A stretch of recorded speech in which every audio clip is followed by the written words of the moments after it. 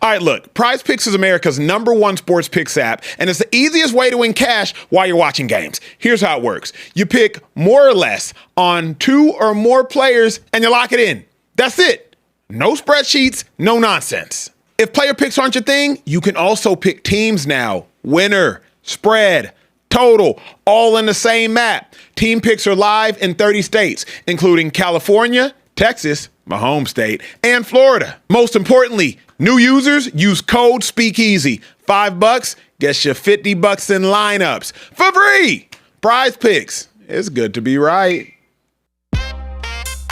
Ladies and gentlemen, welcome to the Speakeasy Sophisticated Sports Talk with the best in the game. I'm the large human being, nicknamed Carebear, center behind the bar, Kieran Hickey Simple. And I'm joined here today by two of my OGs, two gentlemen who played in the National Football League. One of them, he was the L4, the L5, and he probably fractured C, 7, 8 through I don't even know what in the spine as well playing football out there. Emmanuel Acho in the building. Hey, there has been no bigger Speakeasy show in the history of shows than the one tonight. Quite literally, everything is on the docket. King James is going to Philly. My dog Ryan Clark shed tears in public. WNBA player announced that she got cheated on by her girlfriend, who's also in the WNBA, with 2 other players that were in the WNBA. It's greater than Love Island. The drama is all over the place, and the sports talk is there too. The Niners, they started training camp. Quite literally, I don't know how we're going to get in everything we're going to get in today. But with that being said, if it's your first time watching a Speakeasy, welcome. If you hate watching, welcome. If you enjoy watching, welcome. If we've done anything for you, it would mean everything to us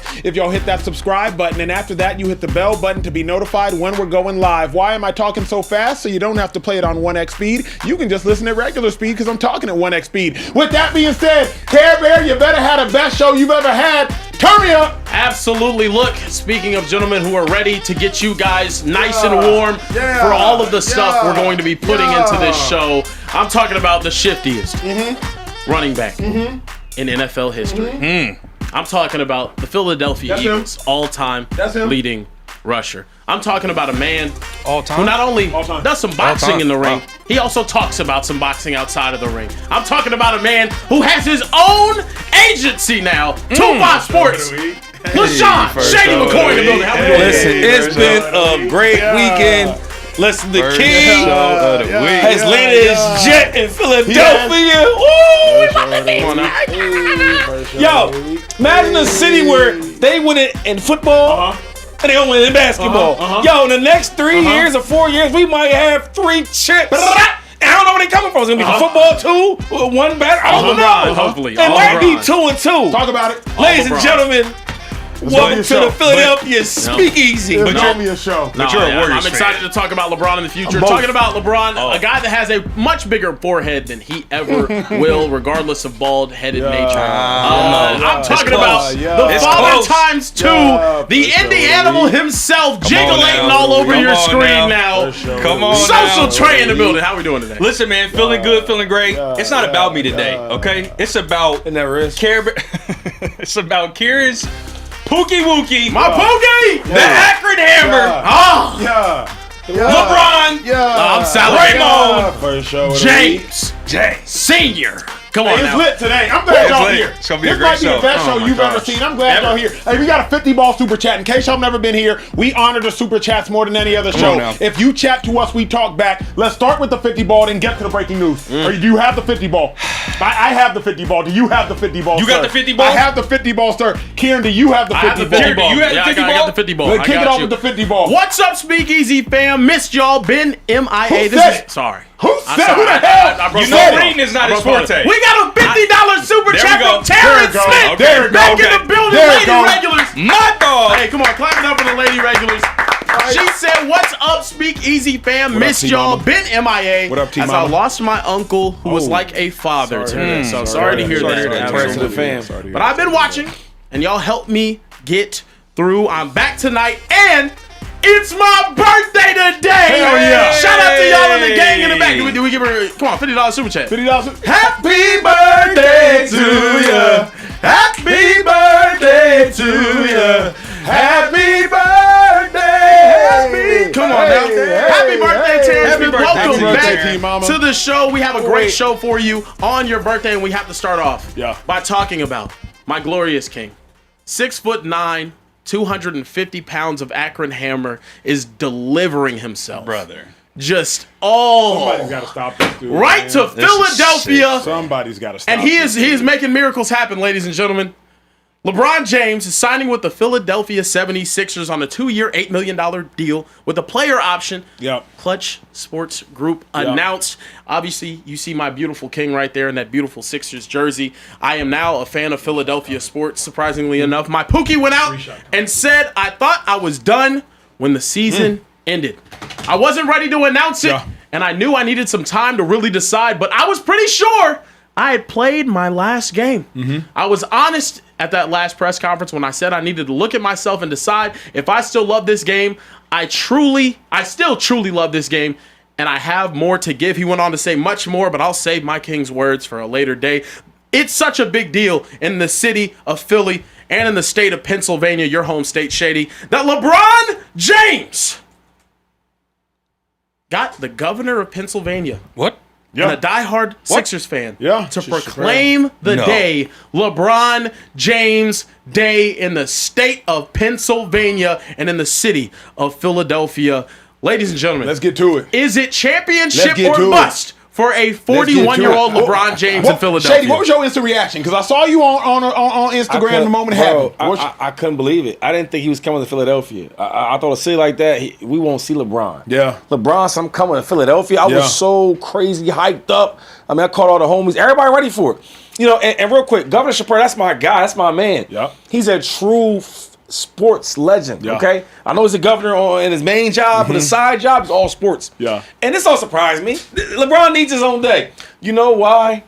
Because when it gets down to the nitty-gritty, we will be champions this year. When you look at a guy like Joel Embiid, who's an all-star, phenomenal player, but sometimes he don't play. Sometimes he don't want to play. Sometimes, like, you know what? I'm bigger than the program. True. But LeBron's there to make him trust the process. And I think with LeBron there's sometimes when you got to, when nobody can really say nothing to you, it's like, yo, who you talking to? But when LeBron get there, it's a different level. I'll give you a story. I remember when me and Deshaun Jackson and Jeremy Maclin, sometimes in the weight room, we always didn't want to hit them weights. I hear you. And I remember one time Deshaun said, you know what, I'm out of here. I'm out. I ain't lifting no more. And Vic was in there lifting. So Vic said, yo, where DJ at? Now, I never tell. You know, I don't do no cop stuff. So I said, I don't know where he at 7. Called Mike 7. Yep. Somehow he ran to Deshaun and said, yo, let's come and work out. And Deshaun could have said no, but he like, how can I tell you no? You made $200 million twice. You, Michael Vick, you one of the goats of goats. Yeah. That's what LeBron James is bringing to the Sixers. Yeah. When you don't want to do it, Joel, I'm going to hold you accountable. What can you say to me? I'm the king. Yeah. I look at, sometimes, you know, JB can be, he can be tough to deal with sometimes, right? But when LeBron talks to you, that ain't JT. Yeah. That ain't nothing that Boston got over there. Yeah. LeBron's a different story. So I do think that this is the year where we will win a chip. And the main reason why is because it's the best starting 5 of all time. Yeah. And it's argument out of that in prior 2017, 18. Say it with your chest, though. So, but it's close. And you see what they did. We're going to do the same thing. I love to hear it. Everything Shady said is right. And it's true. There's so many layers of this. For the sake of time, I won't unpack every single one. But here I think is what's most important is you have an incredibly complete roster. And I even love when you talk about like their top 7. Number 1, think about their best player, their second best player, their third best player. Find another team whose second best player or third best player is as good as their second best player or third best player. The New York Knicks. I'm putting JB right up there with Karl Anthony Towns. I'm putting Maxey right up there with, if not better than OG. Like, what are we talking about? That's the champions we're referencing. The San Antonio Spurs. Vassell, Champagne, Fox, Castle, Maxey, Brown, Braun, Embiid. I think that this is a gigantic decision because Philadelphia is both, that city is prepped for winning because of how well the football team has played, and they're starved of winning because basketball has not won in so long at the highest level. So to me, this was a brilliantly executed decision by LeBron James because he went to the organization where he has the best chance to win. Simple as that. The best chance to win. Kieran, I know that's your man's. What was your reaction before we get to the nuance? My reaction was LeBron can play for championships again.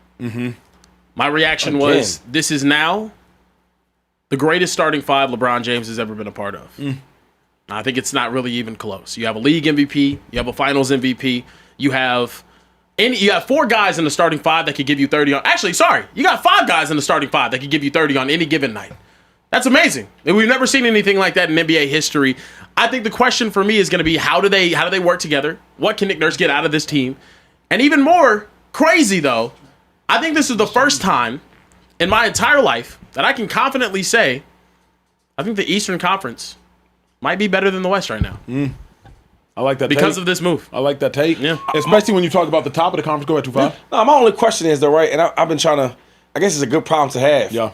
When the game's on the line, who do we go to? Is it like a field thing? Because Maxi's probably the most complete scorer, though, right away. All 3 levels. Yeah. You know what I mean? I may not say all complete, but if we need a bucket, I think Maxi gives you that first. Or Embiid. It's weird. Here's what's crazy. Because maybe Embiid too, though, because he can shoot. I think it's going to be Embiid and Brown because those are the 2 players that hunt buckets most. Jaylen Brown don't care about nothing, but I'm finna go kill because I got that killer in me. So I think Jaylen Brown finna be the one. What you think? I actually disagree with you guys. And I think his entire career, he's been either praised or he's been hated for this exact thing. LeBron James, at the end of the game, what does he usually do? Distribute all day. He makes the right play. Yeah. Whether it's him taking the shot or whether it's someone else. Whenever you have LeBron James with the ball at your hand, now you have a team with 4 other guys who can get busy on any given night. I want the ball in the hands of LeBron James. 41 years old, 42 years old, I care not. Give me LeBron James. I want him with the ball in his hands at the end of the day, and he is going to be the one that's going to be able to find the Embiid, find the Edgecombe, find the Maxey, find the Brown. The only problem with what you're saying, and I think it's a little bit to Shady's point, is Embiid is a creator. And you know what I mean? Like, it's not like LeBron drives, see Embiid kick. No. Embiid with 10 seconds left on the shot clock, let Embiid get the ball in the high post, and Embiid, you're either going to draw the double and you finna kick, or you finna go to work. JB is a creator. JB is not like, hey, pass it to me with 4 seconds left on the clock. He's not Ray Allen. There is no like, I'm just a spot up shooter. JB's a creator, Maxey's a creator, Embiid is a creator, Bron is a creator. So they're all in their own right. It's a great problem to have. I was just trying to think about it because who gets, like, Embiid's the bucket, though. He's just too big. Yeah. A guard or a smaller guy can't guard because he's too big. And then if a big guy come out there, he can bring him outside and score at him. So that's one. And then I think JB has shown us that, when you need me most, I know we love JT, but he outperformed JT in the biggest moments out there in Boston. And then Maxey can score when he wants. Yeah. Talk about explosive, can shoot, can dribble. He did all. And then LeBron's LeBron. I will say this, though. I was thinking maybe it could be LeBron, but like for the most, a year and a half, maybe 2 years, he hasn't been that main guy. And it's been Luka, and some of the scoring has been Austin. Yeah. So if I had to pick one, I'm going to go with Embiid, bro. I'm going to go with Embiid first, and it's out of Maxey and JB for second. And we got to get a bucket. But hold on. This is the thing about this team, though. You feel confident in 4, don't you? Yeah. You feel confident in 4. If I have Tyrese Maxey taking the last shot, okay, I feel confident we can make that. LeBron, I feel confident we can make that. Embiid, I feel confident we can make that. JB, I feel confident we can make that. That is true. I think this is genuinely the best starting 5 we've ever seen LeBron be a part of. So with that being said, let's revisit your first question, which was, is it championship or bust for LeBron? Yeah. Has to be. You got everything you want. And I don't care what he say. All his teams be kind of stacked. They all be like with good players. The people want to act like that's true. And I ain't mad at that. We in that era. This is his best team. Yeah. You got Maxey, who's still young in his prime, one of the best point guards in the league. JB is a MVP, Finals MVP. Yeah. Come on, he's one of the best two-way players in basketball. VJ, another one that plays defense and can score and plays tough as hell. And then you have an MVP aside yourself with Embiid, bro. And then on the bench, the bench is strong too. So everything you need, I think, from the Sixers, though, from size, from defense, from scoring, from shooting, they have it all. This is easily the best team LeBron James ever had. I agree wholeheartedly. There's one huge question mark, though, with this team. Health. Can you stay healthy? If Joel Embiid goes out there and gets hurt, the dynamic of this team completely changes. No. It does. They got 4 to 5 dudes that can get it in. You feel me? So that's why they can get busy. That's why when LeBron came there, I was happy because if Embiid gets hurt and LeBron can carry the load. And last thing, bro, I know you're a LeBron James fan, and now I always respected LeBron. I'm not like I'm more of a Kobe Jordan guy, but I love LeBron. Everything can be perfect. You know what I'm saying? So when you say the health, that shit's part of it. You know what I mean? You won't find no team that have no deficiencies. You won't find that.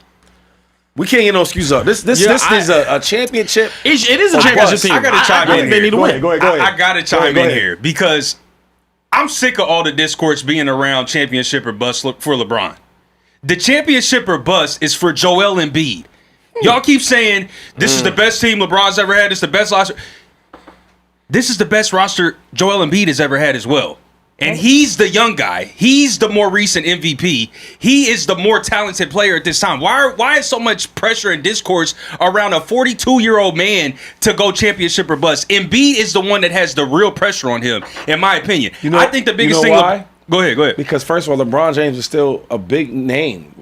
Joel Embiid's a great player. We ain't talking about him. We talking about LeBron's. That's why the news went crazy. 2, when you one of the greatest players of all time, and you're always trying to get that next ring, we compare him to Jordan and Kobe's. Yep. Yo, when you come to the Sixers for $8 million, it's about a championship or bust. Why are you coming to play for $8 million though, bro? Yeah. Like, so when you do that, you saying, I don't care about no more money. I want to win. Yeah. And if you're one of the best players of all time, not a great player, one of the greatest players of all time, like, top 3, top 5, depending on how you cut it. Yeah.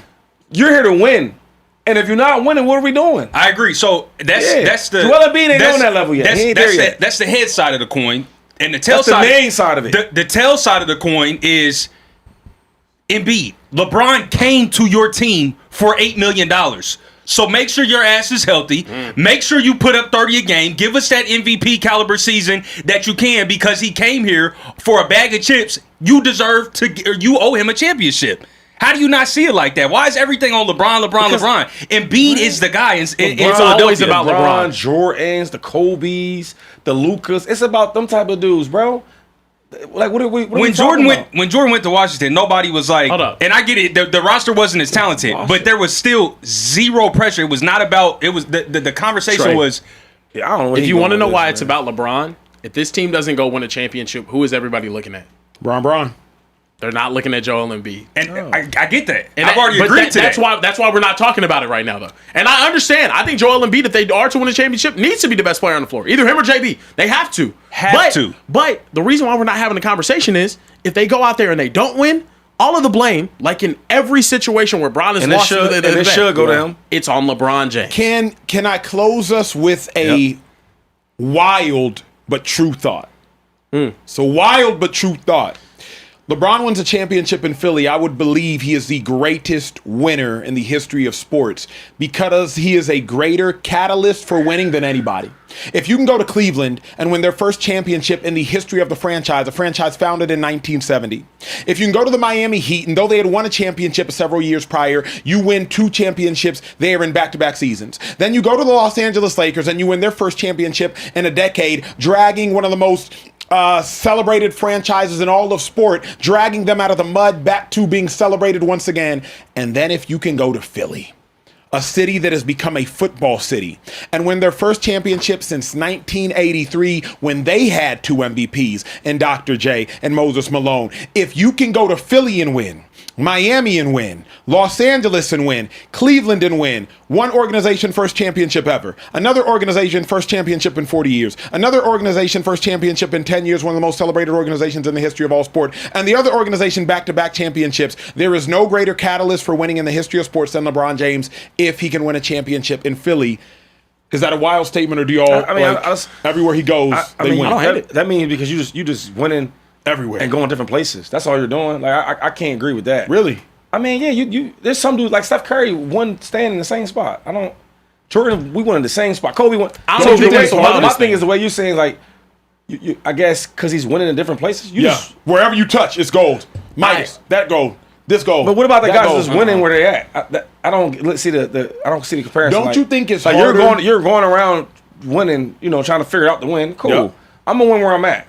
I'm gonna go and get these dubs. I'll speak your language. I think it's more impressive that you can hop into 25 sports, turn that into a multi-million-dollar enterprise. You can hop into construction, turn that into a multi-million-dollar enterprise. You can hop into football, turn that into a multi-million-dollar enterprise, as opposed to a guy who just plays football. I think it's easier. I think you being able to do so many things and be a millionaire in all these different fields is more impressive than somebody it's dominating not the same one field. because, like, I think it's harder to win at the same spot than to move around and win.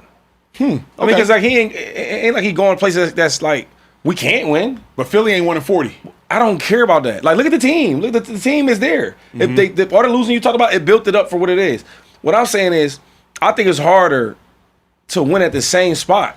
Because, yo, when you go to different places, it's set for you to, like, we talk about the Miami team. That Miami team was the way they put it together was nice. Exact. Yep. It was nice. It was a nice sized team. You got stars, you got shooters, you got role players. It was that though because he went there though, and I think that's like I don't think Miami. Of course. But I think that's the thing though. Good It's point, like yeah. going to you bring the winning with you. It's the same thing with Tom Brady going to the Bucks.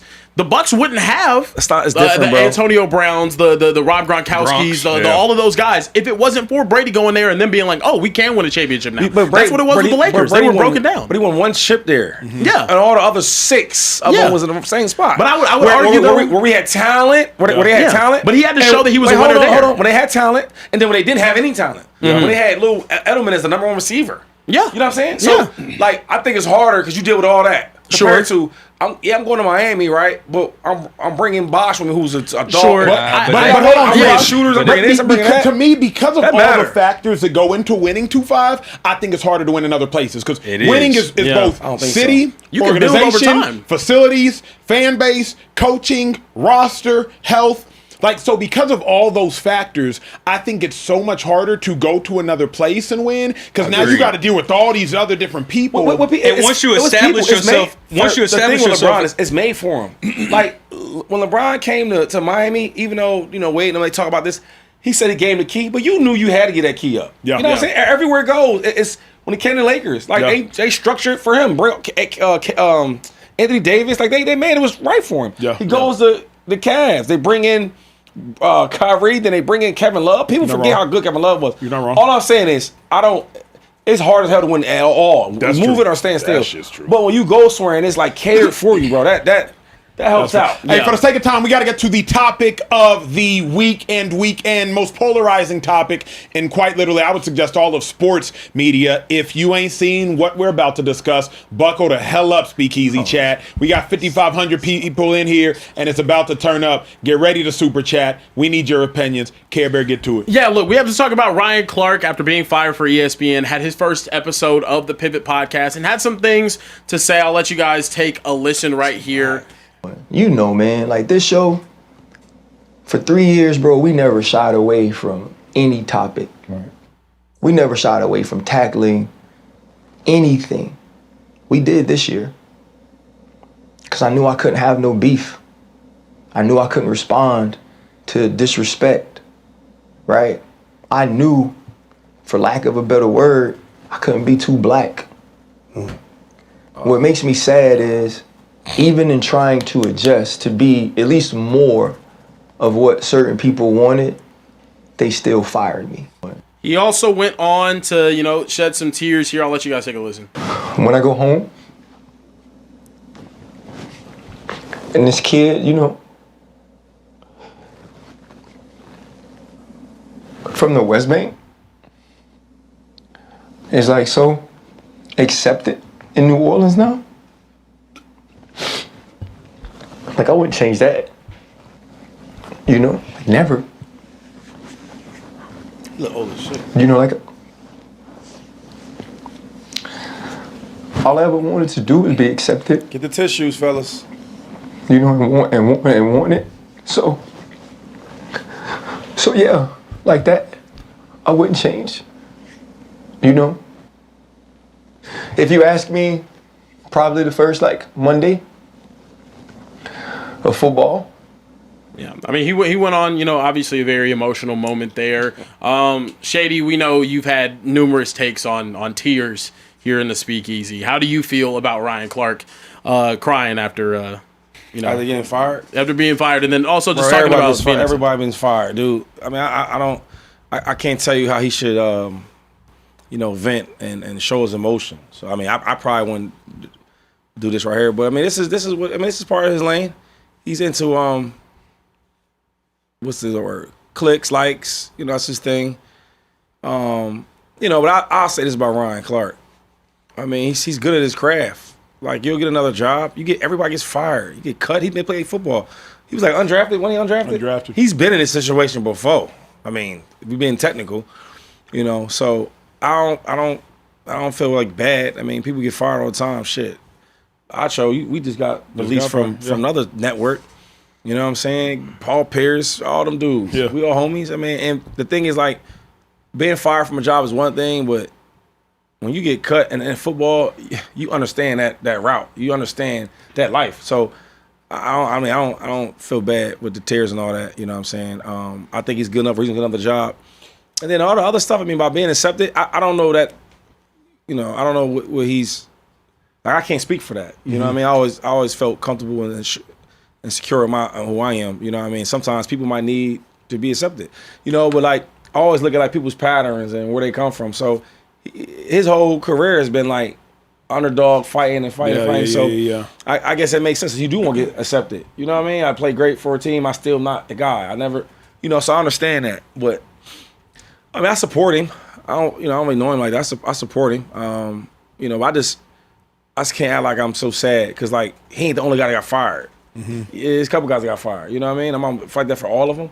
Cam Newton got fired. Yeah. Cam is like, come on, Cam Newton. You know what I mean? So like, I'm sorry if I'm not as sad as y'all. You know what I mean? But the truth is, I don't know if I always can believe some of the stuff he say though. That's another thing. I remember way in the back we had I forget what year it was. I think it was a lockout, and he had somebody. This before social media was like a big thing. Somebody's recording him actually trying to get in the door. I'm thinking like, my man. For one, who the hell got the camera out there? And for two, you know it's a lockout. Like so, being honest, I don't really know how like if he's serious or not. I know he's a like clickbait type dude. Even though like. I don't know. I don't want to make this a negative thing, right? I'm gonna chime in. But do you feel what I'm saying? Though? Sometimes, bro, there's some dudes that are internet people. He's one of them, and sometimes I'm not know if it's like if it's serious or not. So I talked to Ryan after this, and I have a lot of thoughts. I see why people are up in arms about Ryan crying on camera because he cried after getting fired. But I think we have to really unveil Ryan didn't cry because he lost his job, in my mind, and based on communicating with him. Ryan was crying, I believe, because of both the gratitude that he felt from the love of so many people, along with, I think, the volatility of a lot of hate, a lot of love will lead you to an emotional place. But why I actually loved Ryan crying is because it exposed something that so many people do not deal with. I think we all have some inner child trauma that some people either go to therapy and work out, or other individuals just try to bury the entirety of their lives, and it finds its way out in other aspects of your life. You're either going to implode or you're going to explode, one of the two. And Ryan, I think in that moment, was feeling maybe those childlike feelings that he's been dealing with or has to deal with. You think about, he says, I've always wanted to be accepted. That word always is a very heavy word. Always means since you was young and now you old. I don't know what Ryan has been through to lead him to that feeling of wanting to be accepted. Like Shady just said, undrafted player, ends up being a captain, plays 13 years, wins a Super Bowl, anchors a defense that people have talked about for decades to come.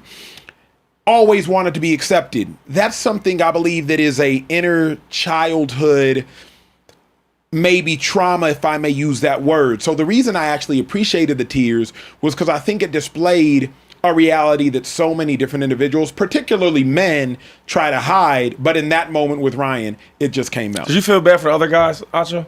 The other guys got fired too, man. I don't feel bad that Ryan got fired. I feel bad how they fired him.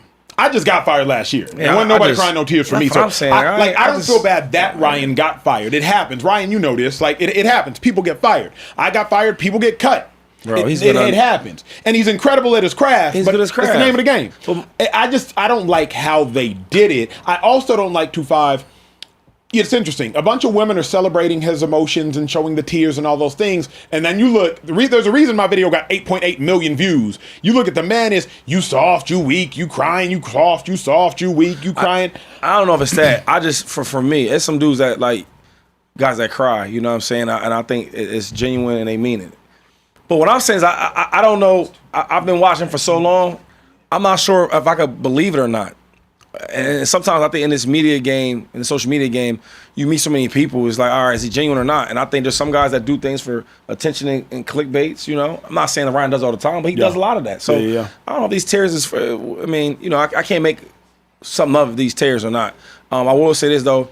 I think Ryan's incredible at his job. I think he'll get another one. You know, and then the whole like. Acting black stuff. What are we talking about? Well, I think. Come on, man. I think there's a couple things, and Come on, bro. I was thinking about this, Kieran, even like, ESPN. Did Ryan get fired because he was too pro-black? I think you could say in part. No. Here's what I think you could say No. in part. Because I think 2-5, some of his pro-black opinions led him to stepping in hot water. Most notably, the Kyron Lacey one.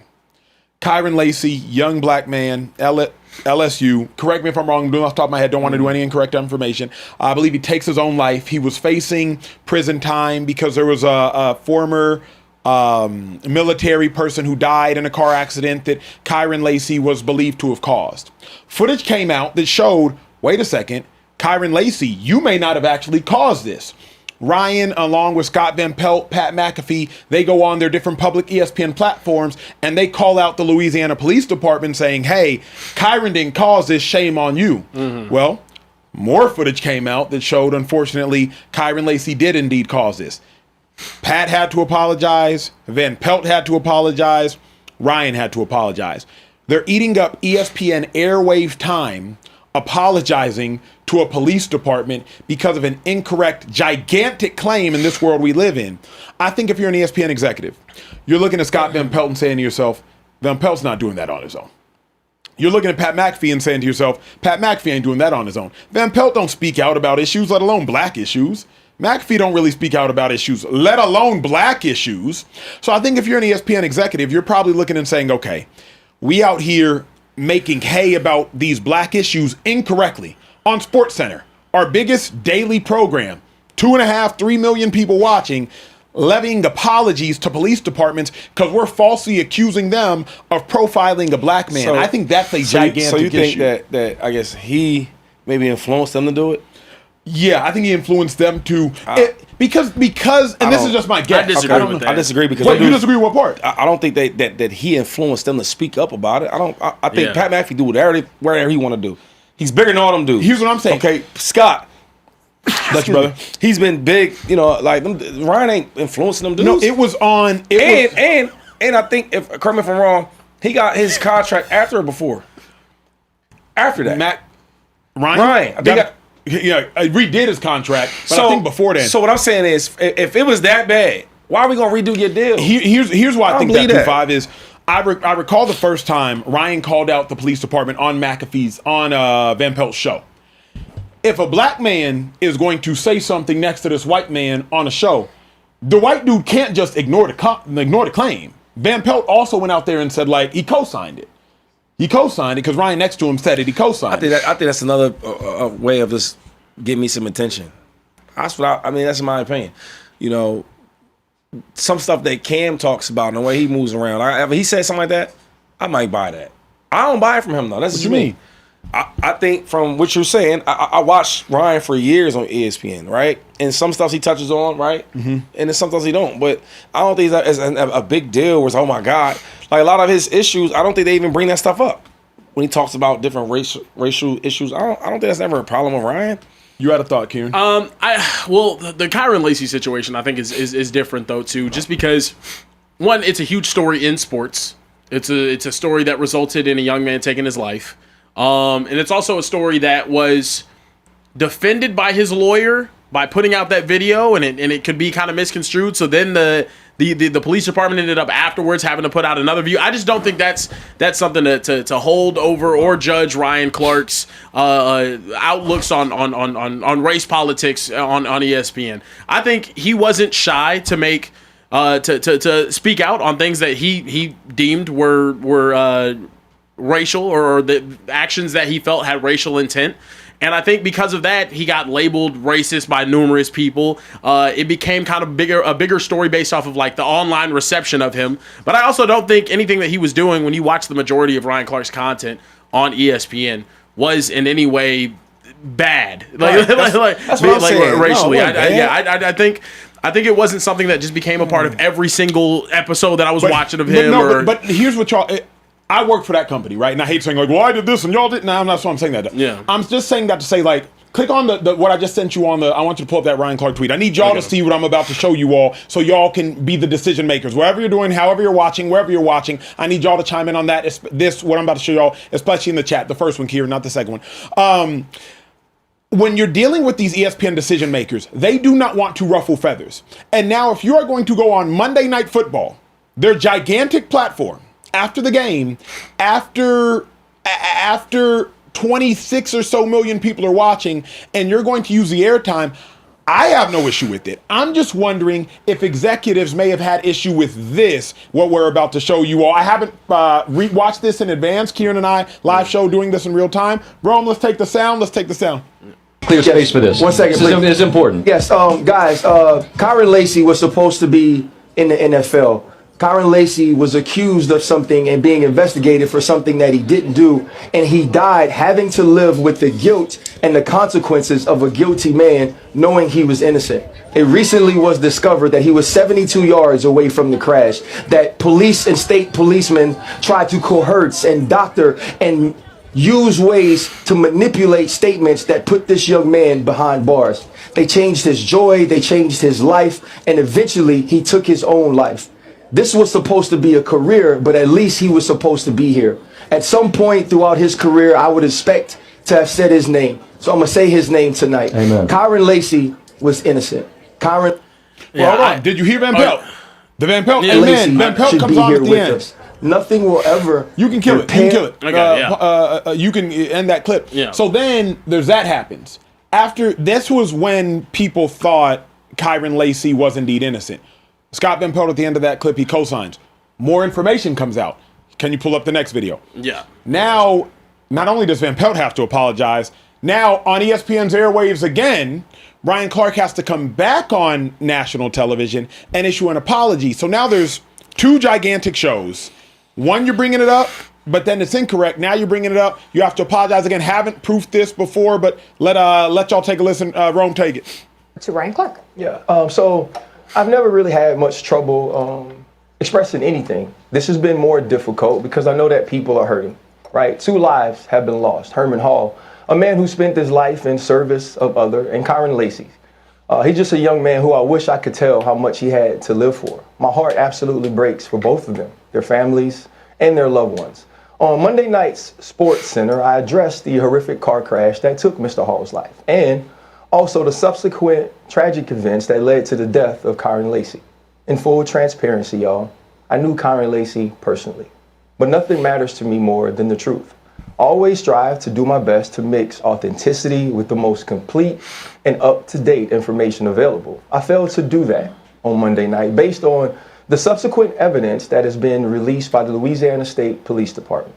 I set the highest standards of fairness. Yeah. And The point I'm making is, if you're an ESPN executive looking to get rid of somebody, you could look at that Monday Night Football. You're going to go out there and blame Louisiana police. And then the next morning on Get Up, our second biggest show, you're going to go out there and be... I don't know, Shady, if you have the luxury of being wrong. I just think Stephen A, he has moments where he goes hard too. He talks about all different type of issues. And there's nobody bigger than him. There's no bigger voice than him. And they ain't letting him go.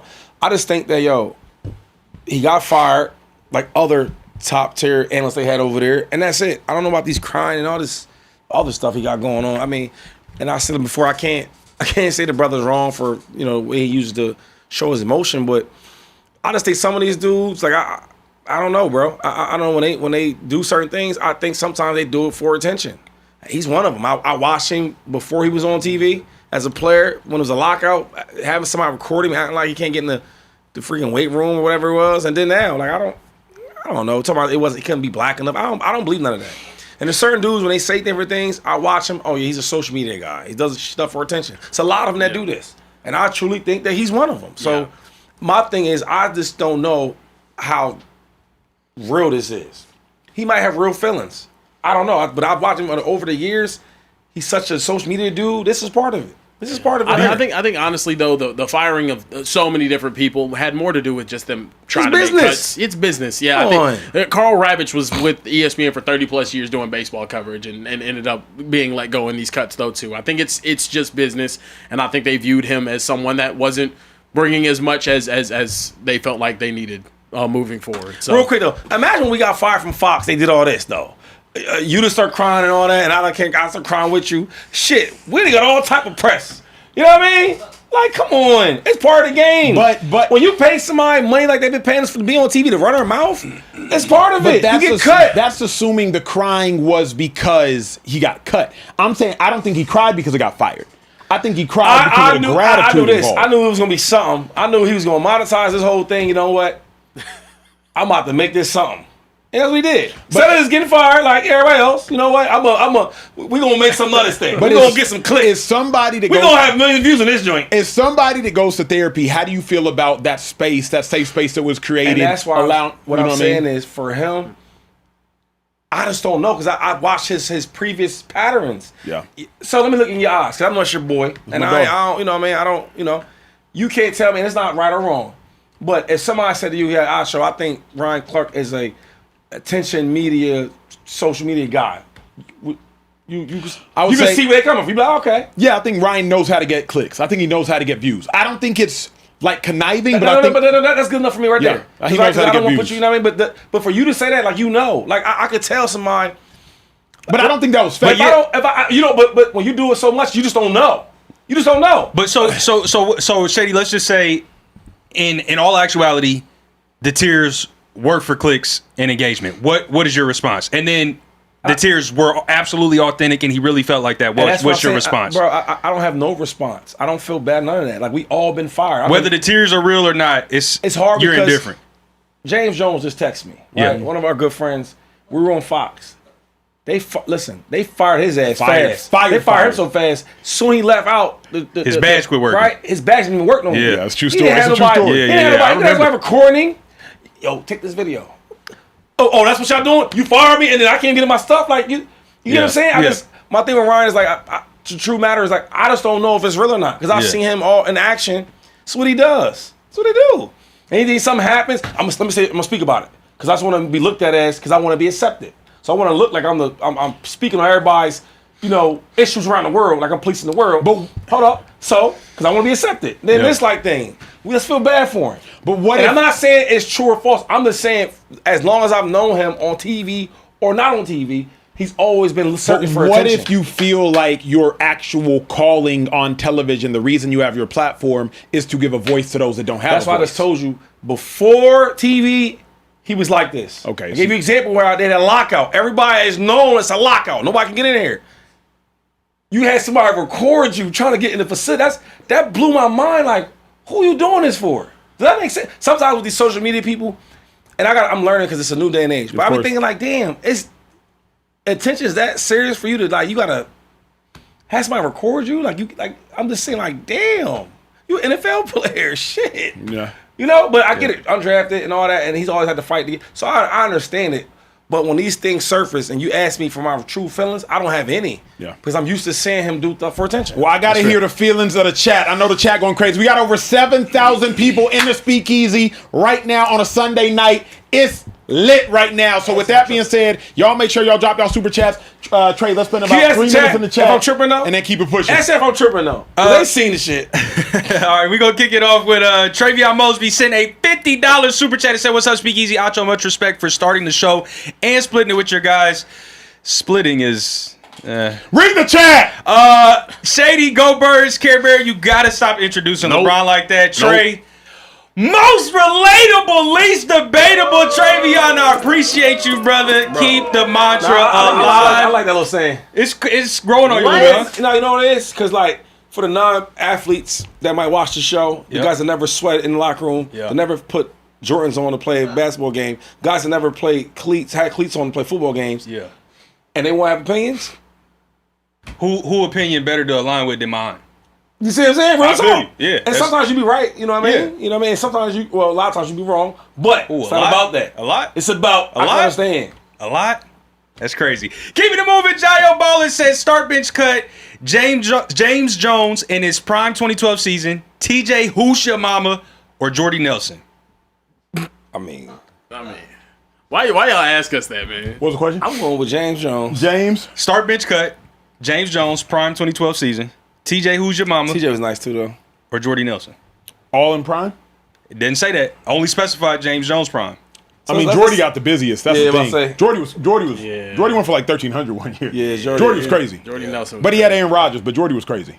So I don't think he was crazy. I think he was good. He had a I don't think he was 1,500 crazy. yards. Shady had season, bro. 1,500. G. I think he was He had good. 1,500 and 13 touchdowns. And a 12. He had Oh, we 13, got some 15, numbers, 13. though. Shady, I don't just be talking, But bro. he don't all Yeah. pros though.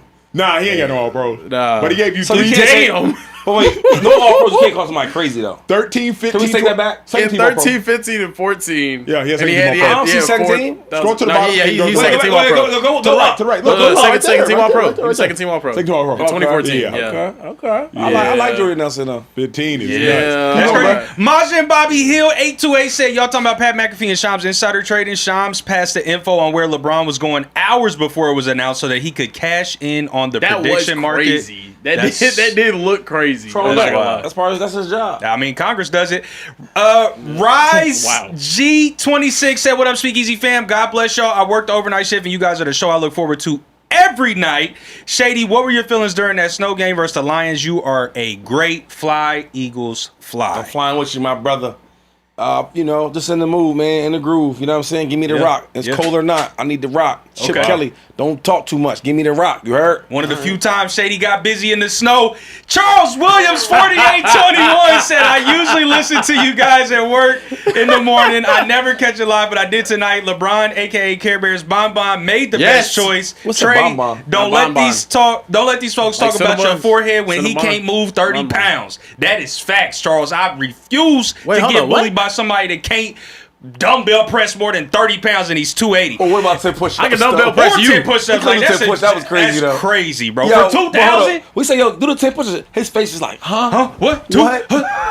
For 2,000? That was crazy, though, dude. AB was Mr. 2 200. said E40 Bear, the bars on the IG was E40 fire. Bear, what? Shout out Acho for this amazing show. Shady, my favorite Eagle of all time, and the most relatable, least debatable social trade. There genuinely might not be a city left. I think that might have ruined the if show. both teams win a chip. A couple more. We got to keep the show moving, y'all. Game Killer 619 said LeBron is going to be a field general. Something we didn't have in the rotation is going to be Facts. crazy when LeBron sits. JB and Maxey, even VJ is going to eat. But it all depends on how Nurse can put the right lineup and game plan together. Very and true. Ken Rowe 200X, before we keep the show moving, said, what were your guys' thoughts on how sad it was to see Earl Spence's fight last night?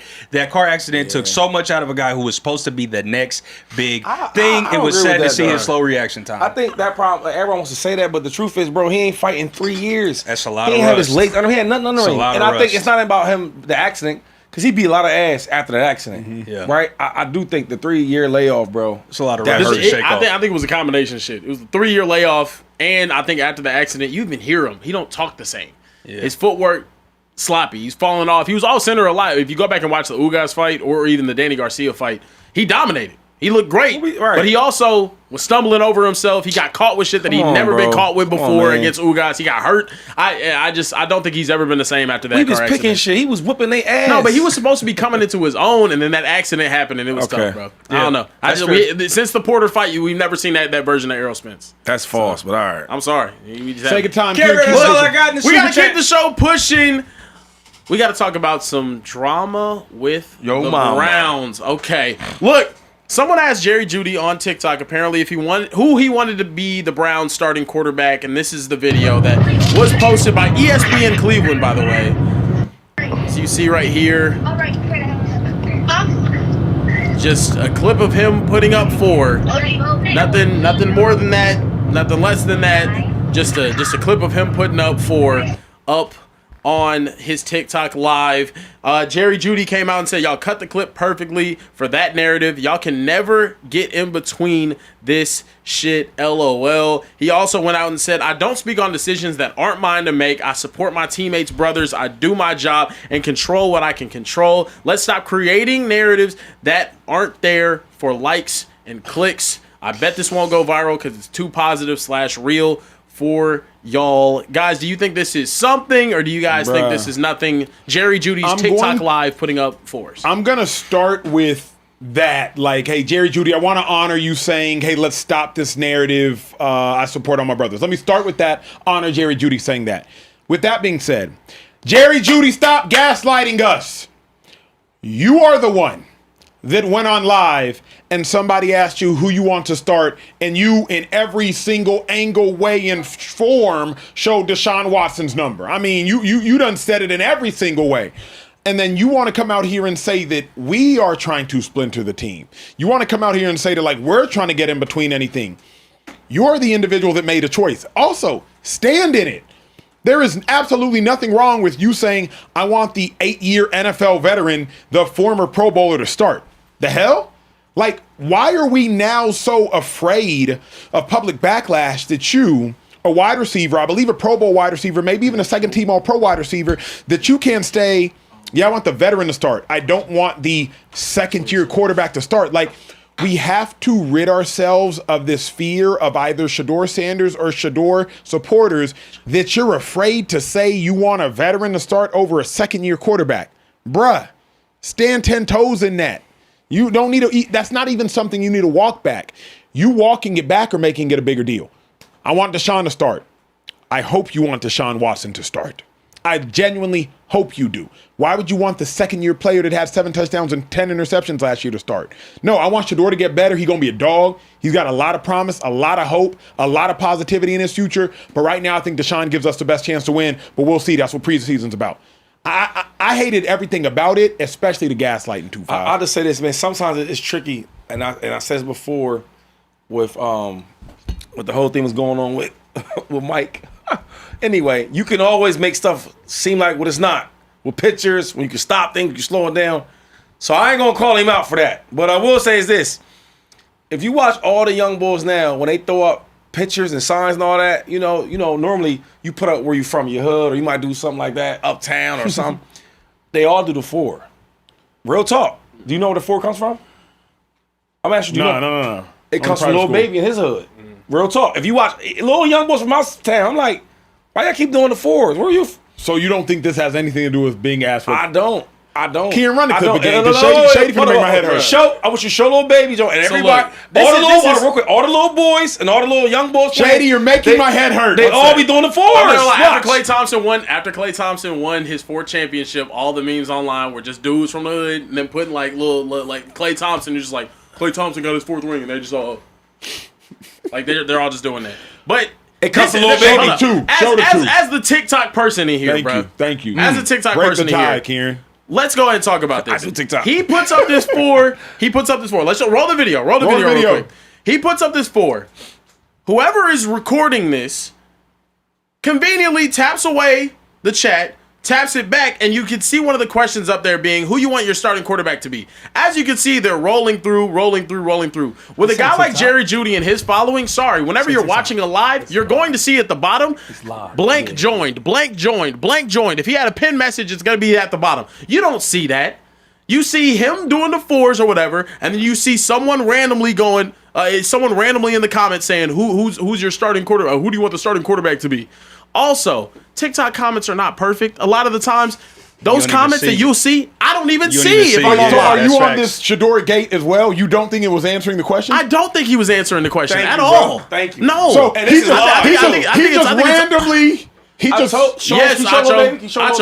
yes. Show Lil Baby real quick though, because I help him out with the culture. I know culture. You know, this is what Lil Baby does. Lil Baby be putting lost on me. Big Baby, Little Baby, all the babies.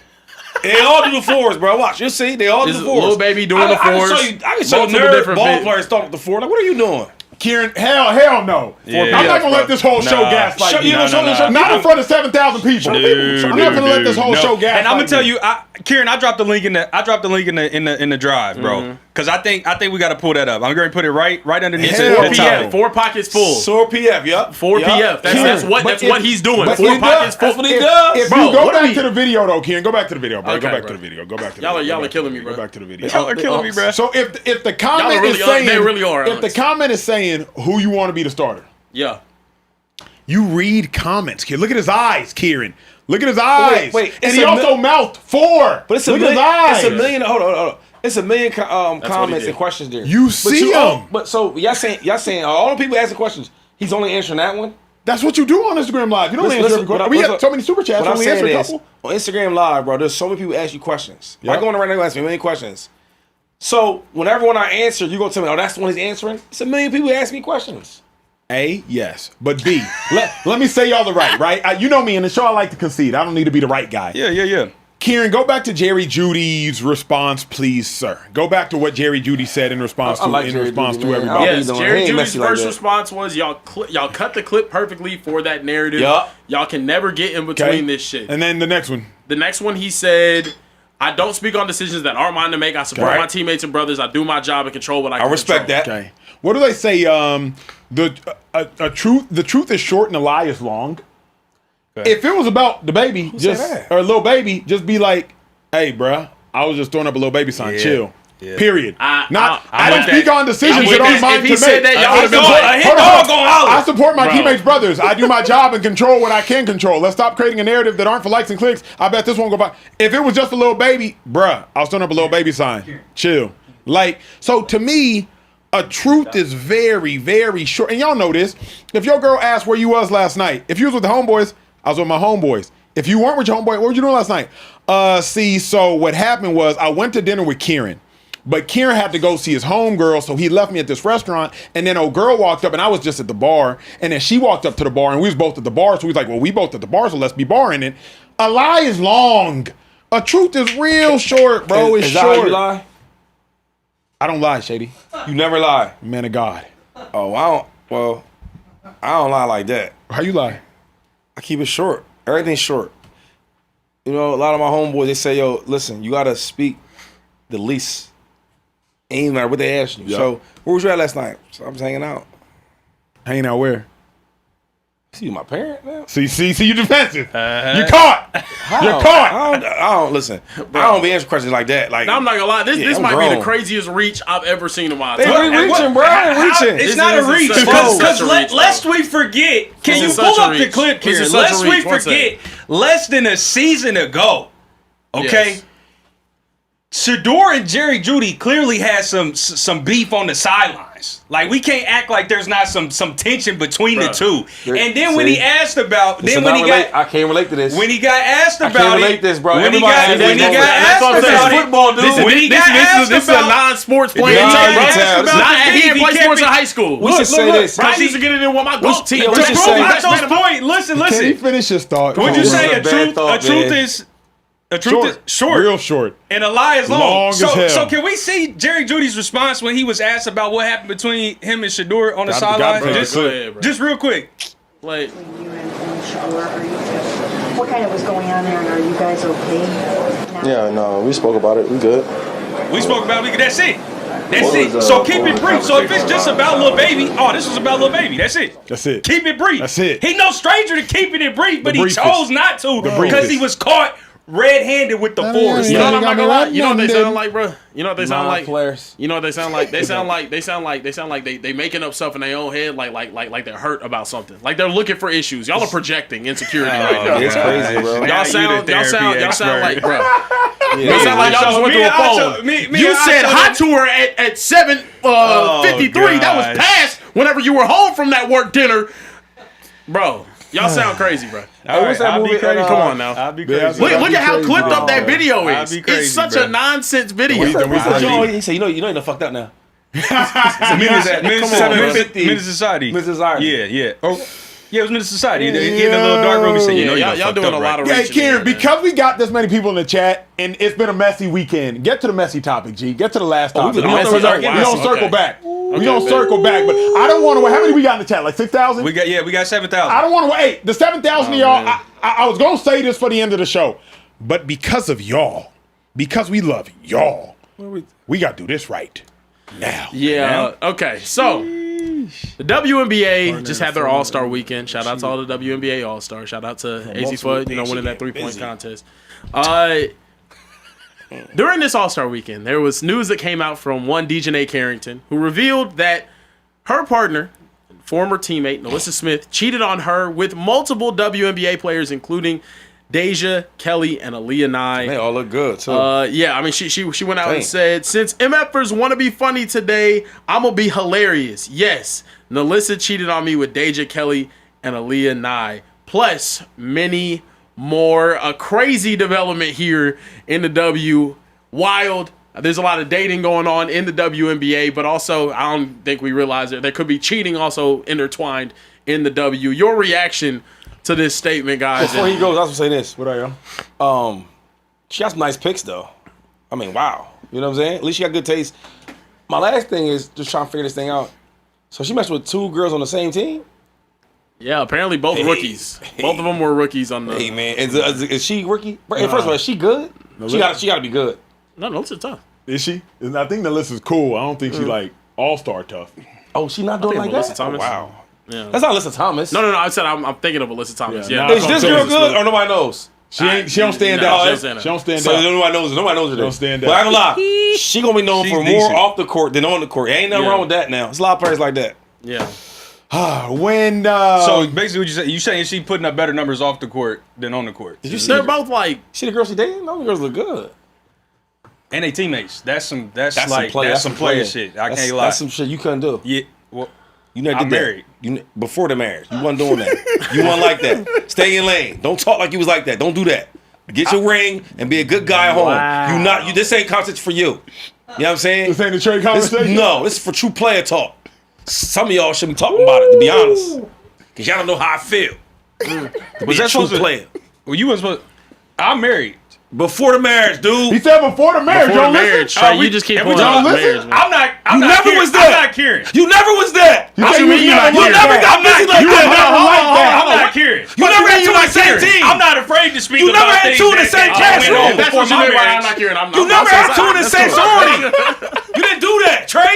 Same sorority. You You had a didn't do game that. like that, bro. All right, that's cool. You ain't have friends and family. Yeah, he said you was a weak I said, alpha, don't go bro. there with me. That was man. He said you won't pull no deltas, no barely- K. right. You won't pull no. Right. You go That's what he said. you go on a It's dates so- and paying for them being a good Yeah, guy. yeah. So so- you can't let none of this over here. It's You so tell them foggy. you love him day one. Hey, on your ass, Trey. This is what true you player said. talk. Yeah. True player talk. Mute his mic. And don't be Bro, checking his judgmental. hands. Yeah. Bro, checking his I ain't letting nails. y'all be judgmental today. Yeah. True player conversation. Yeah. Some of y'all can't have it, Trey. Trey. Trey. I didn't know if y'all, because I got something that 3 of y'all don't have, but 3 aspire to have. So. And this conversation ain't about no ring. Oh, okay. Yeah. This ain't no ring conversation. Oh, okay. Look. Okay. I'm just. When Love Island meets the W. WNBA crazy to me at Love times. Island is because the WNBA, you telling me, because Dejanay and Nalissa used to be on the same team. Then no longer teammates, but were still in a relationship. Then Nalissa cheated on Dejanay with 2 players that are teammates. I'm just so curious because the W, I've been watching the games, they actually be hooping, right? I'm just so curious, like, how do the dynamics continue to work in the locker room when your girl cheats on you with 2 players on the same team? You have that clip last year, Dejanay and Nalissa on different teams. A girl on Nalissa's team gets in a fight with Dejanay, and Nalissa doesn't stand up for her teammate. Instead, she stands up for her ex because Dejanay and her were broken up at the time. It was kind of crazy. It's really kind of crazy in the W, but I'm also like, Kieran, I think this is just, I don't know if this needs to be adjudicated. I think this is just like, hey. Yeah, I mean, it's what they got honestly, going it's just on. turning into like the W Island. It's kind of it's kind of crazy. It's a league worth watching for multiple different reasons. If you really are involved in the drama and so they say the tea online, there's a lot of it. There's a lot of it out there. I think this one's crazy though. Obviously you understand that there's relationships, there could be breakups and whatnot, but I think the thing that you're not really thinking of is there's cheating. And I always just think of it from a sports perspective because I'm gonna keep it sports. As an owner of a team, as a GM of a team, what's the move after something like this comes out? If you got 2 players together because they were dating and now they have this type of breakup situation, but maybe they're both contributing pieces to a championship roster. How do you go about how do you go about playing with that?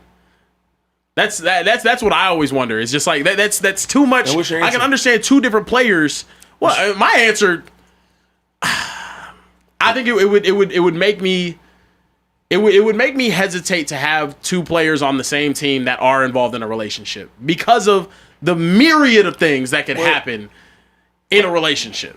I think it's just tough though because my years of knowing like basketball girls, even from college, they kind of date each other. Where like football, you don't really see that. Basketball, men's basketball, you don't see it. So it's something I got to deal with. I'm here for it. You know what I mean? There's gonna be great things to talk about. There's gonna be bad things to talk about. There's gonna be great moments for basketball. There's gonna be bad moments. You know, and I want to give the what's that young lady's name? Carrington? Dejanay. I want to give her some praise, man. That's pretty that's pretty good. She got cheated on. No, which one got all the girls? Alyssa Smith. Yeah, I'm sorry. I gotta give her some praise. She moving around like a true player. This is also even crazier. Apparently, they're still dating. That's what true players do. And Alyssa Smith went on Twitch and essentially asked, like, I'll let you guys take a look at the clip. Next allegation. Ooh, okay.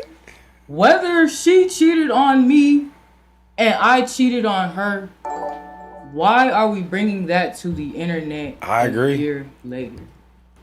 I when agree. nobody did anything to anybody. Ding ding. When you a true Whether player, she bro. cheated on me or I cheated on her, wait. that has nothing to do with anybody. Is it? Go ahead, 2-5. Go ahead, Kieran. You No, my thing is this, man. Like, I agree with her. Why is this even a conversation? When you cheat, you don't want to even talk about it. It's like, we still talking You about just this? trying to cheat in peace. I'm thinking about it. You know what I mean? But her girl posted Hold on. I'm thinking about it. Is it just cool because they both in the league?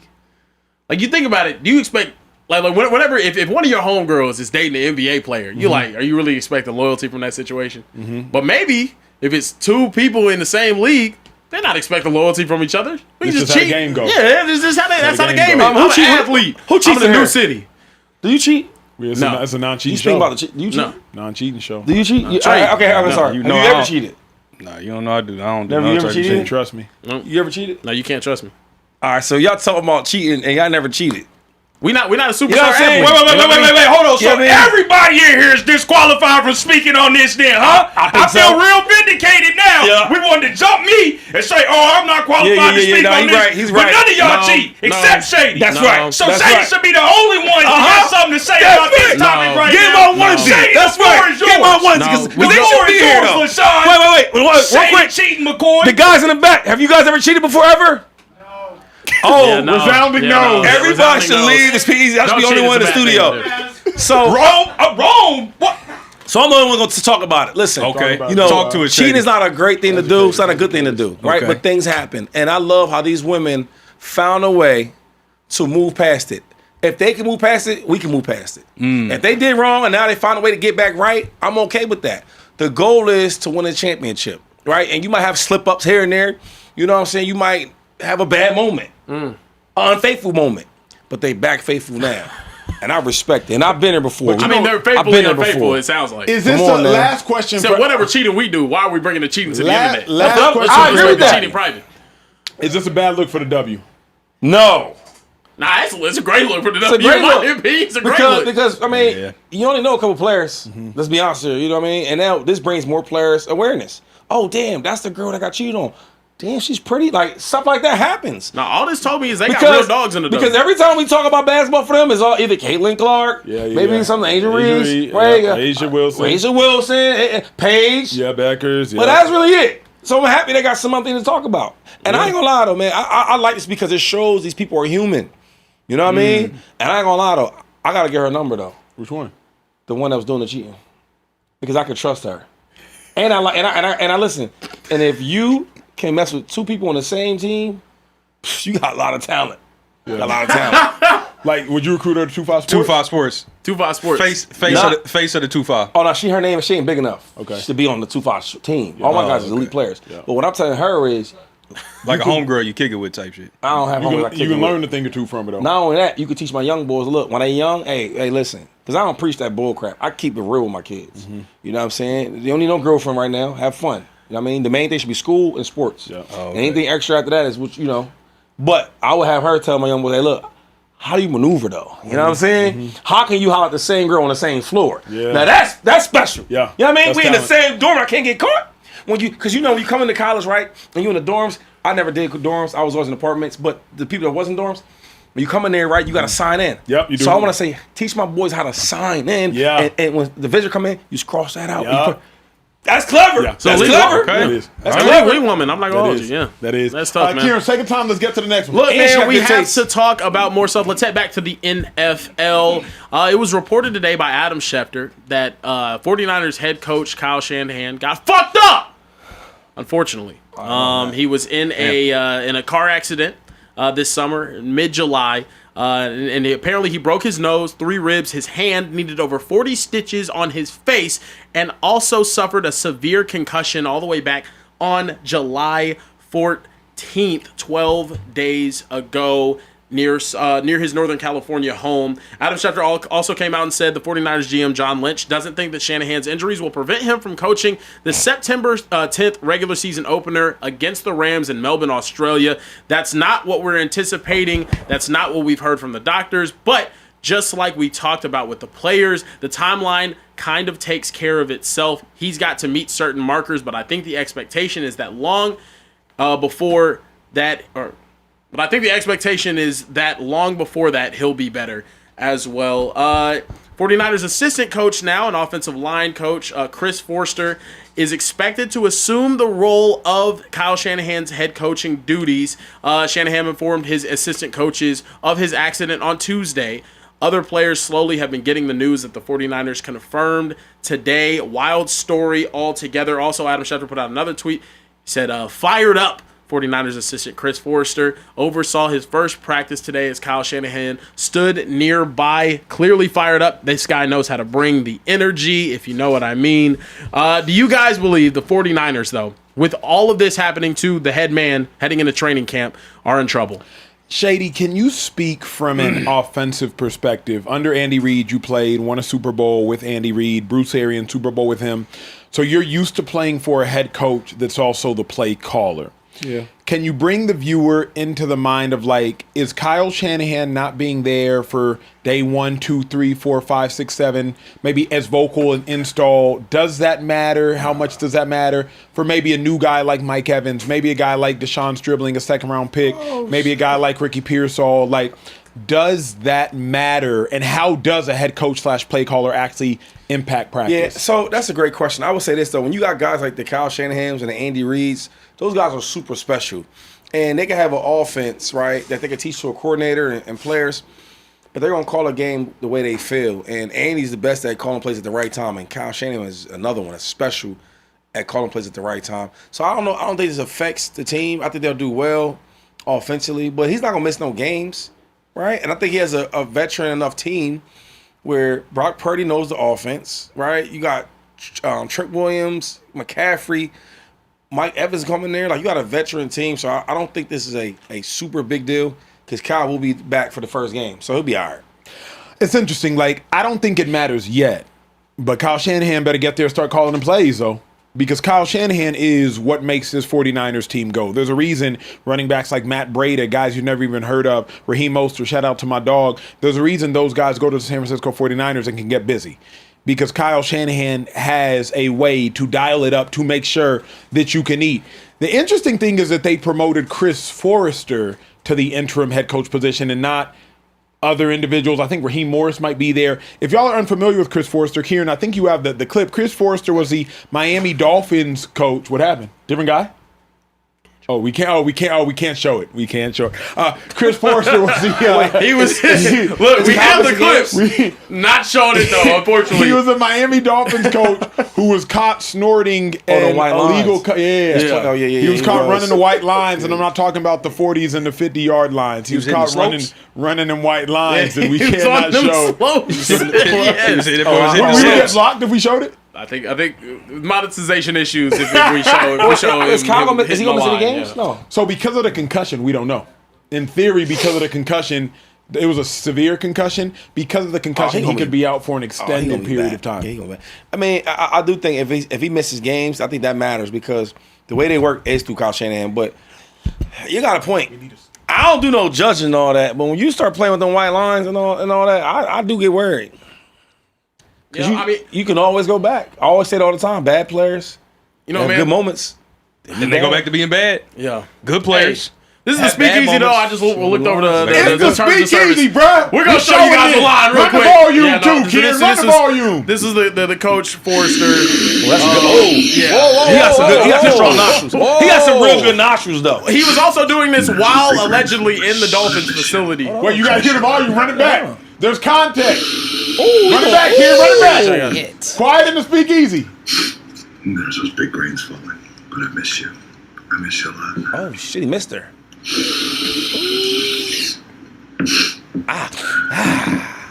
Oh my. What do you think? Crazy? Not bad. Not bad. He said not bad. Do this again. Because I know you're going to keep that baby. Oh, shit. But I think about you when I do it. I think about how much I miss you. How we got together, how much fun it was. So much fun. Oh, Last little bit before I go to the meeting. Ooh, woo! You think? I'm gonna call him the allergy eater. Cleans everything up, boy. Yo! I feel so uncomfortable right now. What did I just watch, bro? What? Hold on, What hold the on. fuck was that? But Yo! Did he get fired for that? He didn't get fired specifically for that. But like everybody, I think got Justice for Ryan Clark. Yo! Justice for whatever Ryan Clark Being did, I wanna pro-black do that gets you shit. fired, but doing cocaine on Yo. your work desk, though? This is some bullshit. This is some bullshit. How you do cocaine? Crack! Who was on crack? Gotta see if he got fired for that. are you kidding me, dude? That's so And crazy. didn't get fired? That's crazy, why bro. you want to get fired because he's doing the white line? Wow, here Shady go. I'm asking you a question. That's an though. illegal substance in the facility. That's sick, bro. Straight cop. That's You heard sick, it? Shady. He That's did sick, drugs, Shady. never seriously thought, That's what, sick, Shady. This is how he sounds. Shady, he did do some lines before me. Yeah, we're not talking about like lit up a little joint. I mean, okay, you know what I mean? bro, Pumped bro, it. hold He on. didn't take a little sip of alcohol. Bro, he did some lines, and y'all wanted to get fired? Why, though? All right, cool. You did drugs wrong. Cool. And I didn't even know you could do 4 lines of coke at once. I thought like it was like a 2-man. He resigned. He resigned after the video surfaced. Well, it was But a see- Las Vegas model. Crazy, bro. Said that Chris Forrester used her as his cocaine platter. Kijuana Naije told ESPN Radio She's that he had an Nigerian, too. extensive drug use. He had an extensive drug use. In the video, the man, widely identified as Forrester, said, "Hey, baby, I miss you. Thinking about you. How about me going into a meeting and doing this before I go?" He basically sent me a message saying anything I plan or do to try to harm him will be turned over to his job security. However you say her name says. So, I mean, here's the thing. Wow. He living his life. He knows how to balance a lot of things, though. What do you mean by that? Break that down. Break it down. Break that down. Break that He down. was about to go into a meeting, Okay.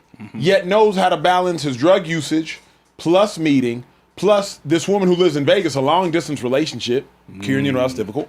So, like, he knows how to balance a lot of things. Like, as a coach, you got to know how to manage the offense, the defense, and special teams. Yeah. We know he can handle the drugs, the models, and the Miami. meetings. He can handle Miami. Can I say this, though? Since we're surrounded by non-athletes, let me just tell you guys this, though, bro. Okay, talk to Some of your favorite players that you love, that you watch, especially you, all the Cokeheads. jerseys, all our jerseys you have, and you support them guys, they do lines. Oh, I'm already knowing.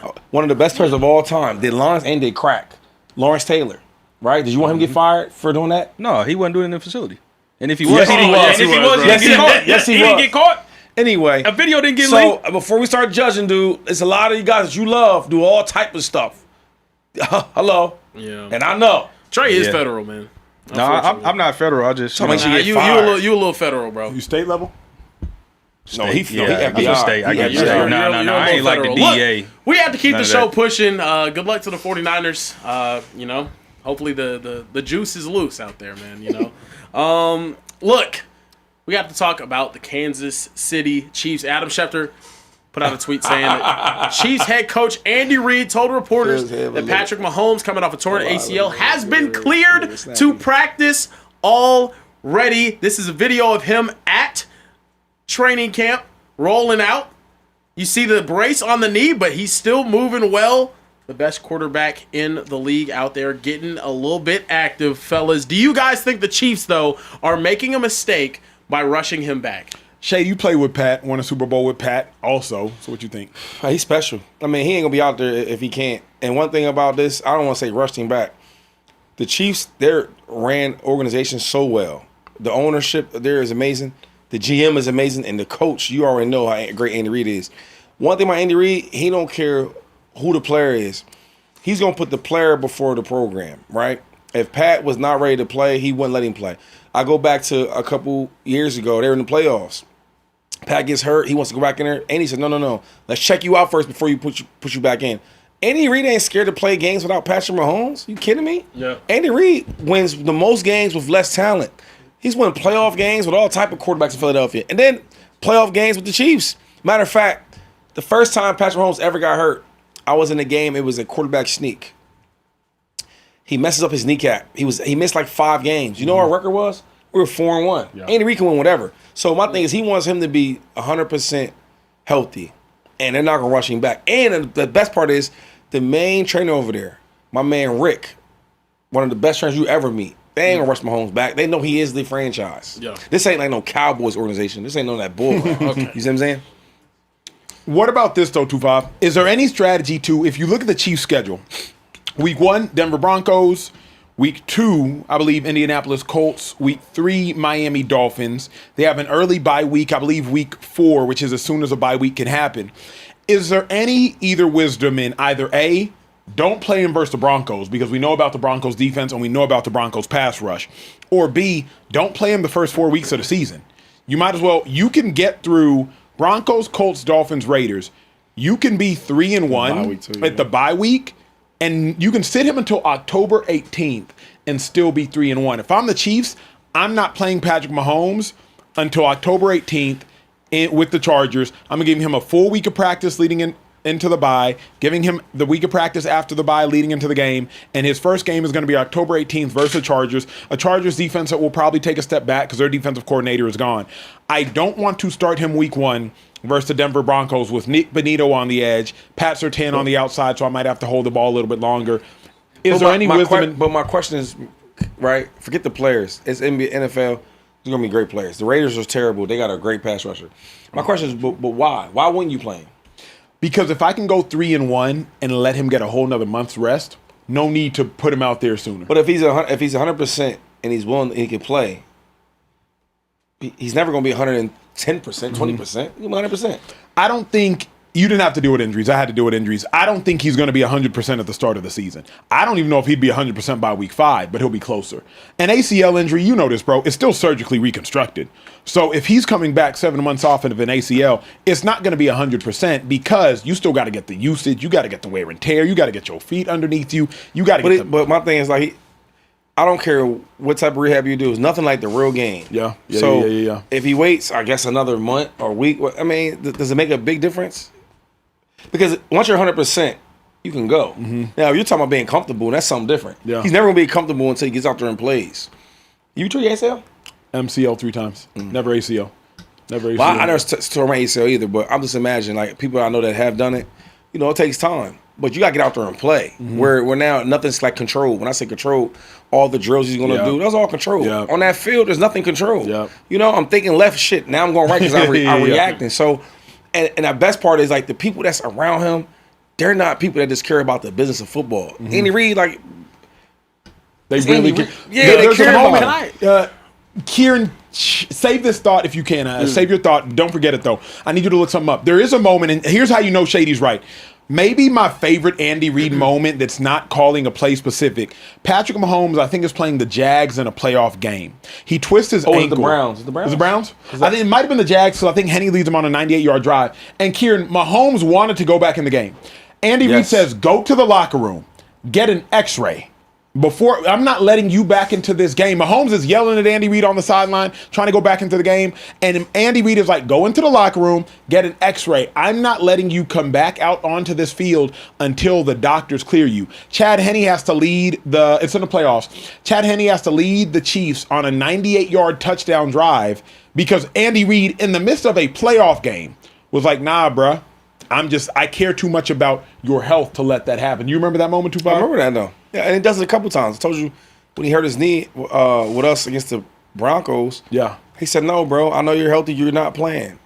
Kieran, say your thought. I'll find the moment. He took his helmet from him before? Yep. Yeah. Andy Reid I do think it's a bit of a different situation coming into this season, though. You just missed the playoffs. The roster's kind of changed. It's a new look for the Chiefs right now, and you also have a real serious championship contender in the division with you as well. And I don't think 4 games, when you really don't know what the identity of this team is moving forward, and I understand Andy Reid is an amazing play caller and incredible, but also this is still a team that missed the playoffs last year due to injuries, and they did that also while having Patrick Mahomes out there on the field for a lot of those games. I don't think they have the luxury to just be like, yeah, we're going to sit him 4 games. That might end up being the difference in the season. Those 1 or 2 games might end up being the difference in being a wild card team for this Chiefs team. You just don't know, and I think that's kind of how I feel about Patrick Mahomes coming back. He needs to. He has to come back and play. And if he's capable of going out there right now in July and moving around like that, I only think he's going to continue to get better heading into September. It's 2 months away. I think it's a situation where he has to play, and they don't have the luxury. This isn't the same 2022 Kansas City Chiefs. This is a brand new Kansas City Chiefs team with a completely new defense and a new look. I don't know, everything right now. They just don't have the same identity they did before. As a fan, though, Kieran, how do you feel about your quarterback? If it's Andy Reid, how do you feel about your quarterback and Patrick Mahomes coming back from an ACL injury, knowing you still got 10 more great years of Mahomes? Would you want to potentially jeopardize, because he didn't hurt it week 1. Yeah. Like, he messed up that joint, I think, relatively late into the season. So week 1 would be 9 months exactly from the injury. Yeah. How would you feel about, like, your quarterback coming back this soon as a fan? I have my quarterback in his athletic prime. I need him now. I'm not going to waste a season of him at what? How old is Pat now? 30? Mm-hmm. I'm not going to waste his 30-year-old season just because I'm thinking about the next 10. This is the best. Patrick Mahomes, would it shock you guys if he went out here and had an MVP caliber season? No. Hell no. It wouldn't. Would it shock you guys if he, with this Chiefs team that we've seen and has so many question marks, led them to a Super Bowl? Never. No, it wouldn't shock you. Coming off an ACL, it wouldn't shock you, which is the reason why I think he deserves to go out there and play. He needs to go out there and play. I think they're also in a situation where they need him to go out there and play. It's going to be interesting to watch what happens moving forward, but I don't think it's a situation where they sit him for the first 5 weeks of the season just because they want to keep him a little bit healthy. Trey, where you at with it, bro? Where you at? With Pat? Yeah. I don't know, man. I've talked about on the show before. I think sports science is just evolving to a point where guys are able to come back quicker. These are professionals. These are people that have studied the science of sports and sports injury recovery. They've done the test. They do so many analyses. I worked for the Clippers organization a couple years back, and when I found out the type of data, like they keep the guys strapped to the sports data, it goes to the iPads, the phones, and they hire people, a team, to just look at that raw data over and over and over. Every practice, every drill, every workout session, every weightlifting session, every game. They take this data and they compound it, they analyze it, and they make judgments based off of that. So I think if the nutrition and the training staff and everybody says it's okay for Pat to come back, who am I to say he's not? And I keep it short. What else they gonna do? Play Justin Fields? I mean, these guys trying to make the playoffs, man. They had a year they didn't make the playoffs. Pat's 100% ready to go. You want to sit down and let Justin Fields take snaps? I know Andy Reid's the greatest of all time. I get it. I know. I understand that. But shit. Come on, man. Justin Fields will get him past the Dolphins. I don't know that, bro. He could. I mean, he did it. What, with the Steelers? He did some bad shit, man. What, 4-1 with the Steelers? Give him a good situation. Yo, my man. They did a whole bunch of field goals, play great defense. Okay? What happened with the Broncos? They scored some points. Yeah. You know what I mean? Then what? Who else you got? The Broncos? A couple teams. Colts, Dolphins. But with Colts, they get a little hot. Daniel Jones might just do something differently than he's been doing with the Giants. Yeah. Bro. Matt Moore, though. Chad Henne, though. It's Andy Reid at the end of the day. Justin Fields, though. It could be worse, bro. Shady. It could be worse. It could be worse. It could be worse. Play Wildcat all game. I do think it could be worse. Okay, real quick. How bad is he though? Last year, Justin Fields statistically wasn't very good. Last year? Why you just doing a year? Let's just do him. The majority of Justin Fields' career as a passer statistically hasn't been good. Wait. What we doing? That's a fair statement, No, Shady. it's not. Fair statement. Shady, that's a fair statement. You're talking like particular things like passing. Why would the same playing quarterback? Why are we playing this game? Because he's a good runner. So, all right. What's wrong? I mean, I just never heard him do this. Like that's why I'm like, yo, man. I don't want to talk about Kieran's friend's sister's friend like that. Brother, whatever. We at work. I don't know about them dudes. I don't even know what they got going on. Speakeasy, we won't do all that. You're right. That's true. That's fair. Hey, can we get some super chats, bro? I ain't talk to the crowd in a minute. It has been a while. Let's get some super chats. But before I do that, hit the subscribe button. Yeah, what are y'all doing? Okay? There's 7,000 of y'all. Some of y'all are first timers, and that's okay. We love y'all. We welcome y'all. But hit the subscribe button, okay? because you get more great content like this. Let's keep it moving with Long Live JD. Drop the $20 super chat and said, what's good, Speakeasy fam? Shout out to Shady for always keeping it 100. Thank you. Carebear, the Sixers winning the championship before the Cowgirls. I hope so. I don't care. You addressing that Asante Samuel drama? You know, Acho got haters everywhere. Hashtag pay. We don't want you. I'm a LeBron fan. You got to deal with me. Nah, Asante don't rate. So ain't no reason to talk about him like that. He's an incredible football player, should be in the Hall of Fame, but he don't rate. Hold on, man. Hold on. Can we? This is my boy. Can we? He doesn't rate. Now, Acho, he was respectful of your boy when it was Ryan Clark. You got to respect Shady. That's his man's. That's his man's. You kept debating about Justin Fields. I said come on, Asante man. should be in the Hall of Fame. Okay. He does not rate. But hold There's on, no point in talking about But a it. fan calls you out about something silly, and you entertain that. Which fan? Something about you. I talk about things that rate. Asante don't move the needle. No. But a fan was like, "Hey, Acho, you was explaining about the page." The low lights cat. But that was Asante did that too. I lumped them all into one. Believe it or not, that dude actually moves the needle more than Asante though. Wait, what happened with Far Asante? more than Asante. Way more. What happened with Asante? I don't remember. No, what happened with y'all? I didn't see all that. We do have time on today's show. I'm not social Listen, like that. it's your call. I'm You down. do the super chats. I'm down We'll to get it ride for ready. homicide when it's drama time. I don't know about Kieran. You do the super. Wait, He gonna be in the back seat eating. It's a lot happened. You do the super Okay, chats. bet. And then we gonna prep this Asante Samuel topic. All right. Buckle up, Buttercups. Falcon fan 23224 said, hello, love the show. Wanted to ask, what's your favorite movie of the summer? Just watched the Odyssey, but still my favorite is Obsession. So far, keep up the great show.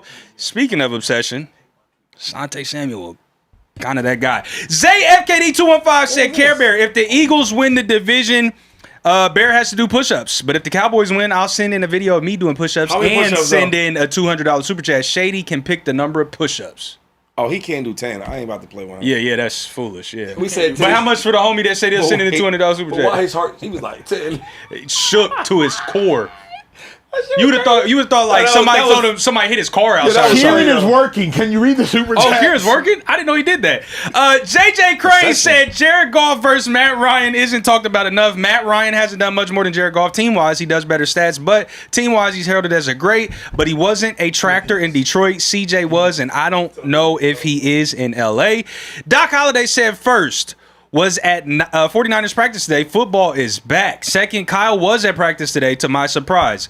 Dog, homie is about that life. Third, Bosa looks like a machine. Trent talked about it today. Boy is different.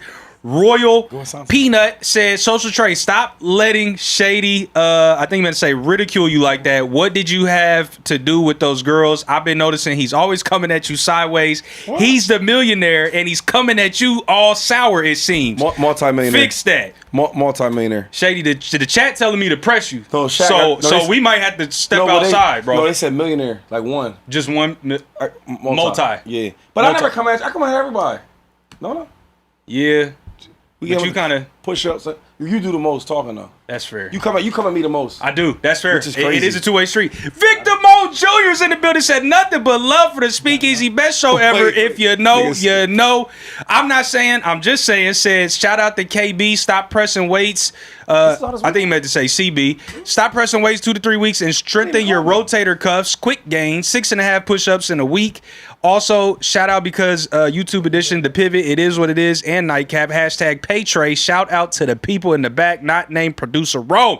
Yes, that was in the super chat. Jay Splash says, shout out my guys. Acho, I truly appreciate you for making this happen. I love the other show and the way that y'all did it. I'm assuming. Get them typos together, y'all. But now, who can fire you? I hope you get everything you pray for, Acho. That's love. Any response to that real quick? Honestly, just shout out to y'all. Honestly, shout out to everybody watching. We got 7,000 people watching us kick it and talk sports, trying to make y'all laugh, trying to make y'all smile in an overly saturated media landscape that y'all keeping it real with us in the Speakeasy. We will never take it for granted. So we hope that y'all consider us family like we consider y'all family. During the season, it's going to go crazy. It's going to be 15, 20, 25,000 people in here, but we want to make sure we remember the ones that were with us from day one. So shout out to everybody watching. Hit that subscribe button again, please. We want to turn this show up. Gained 1,000 subscribers last week, so it's really just been love. So appreciate y'all. Keep reading these super chats, and then Asante Samuel will be addressed. Ooh-wee. Mr. Flexington 8474 said, I think what Shady is saying, when you are in one spot, this is back to the LeBron conversation,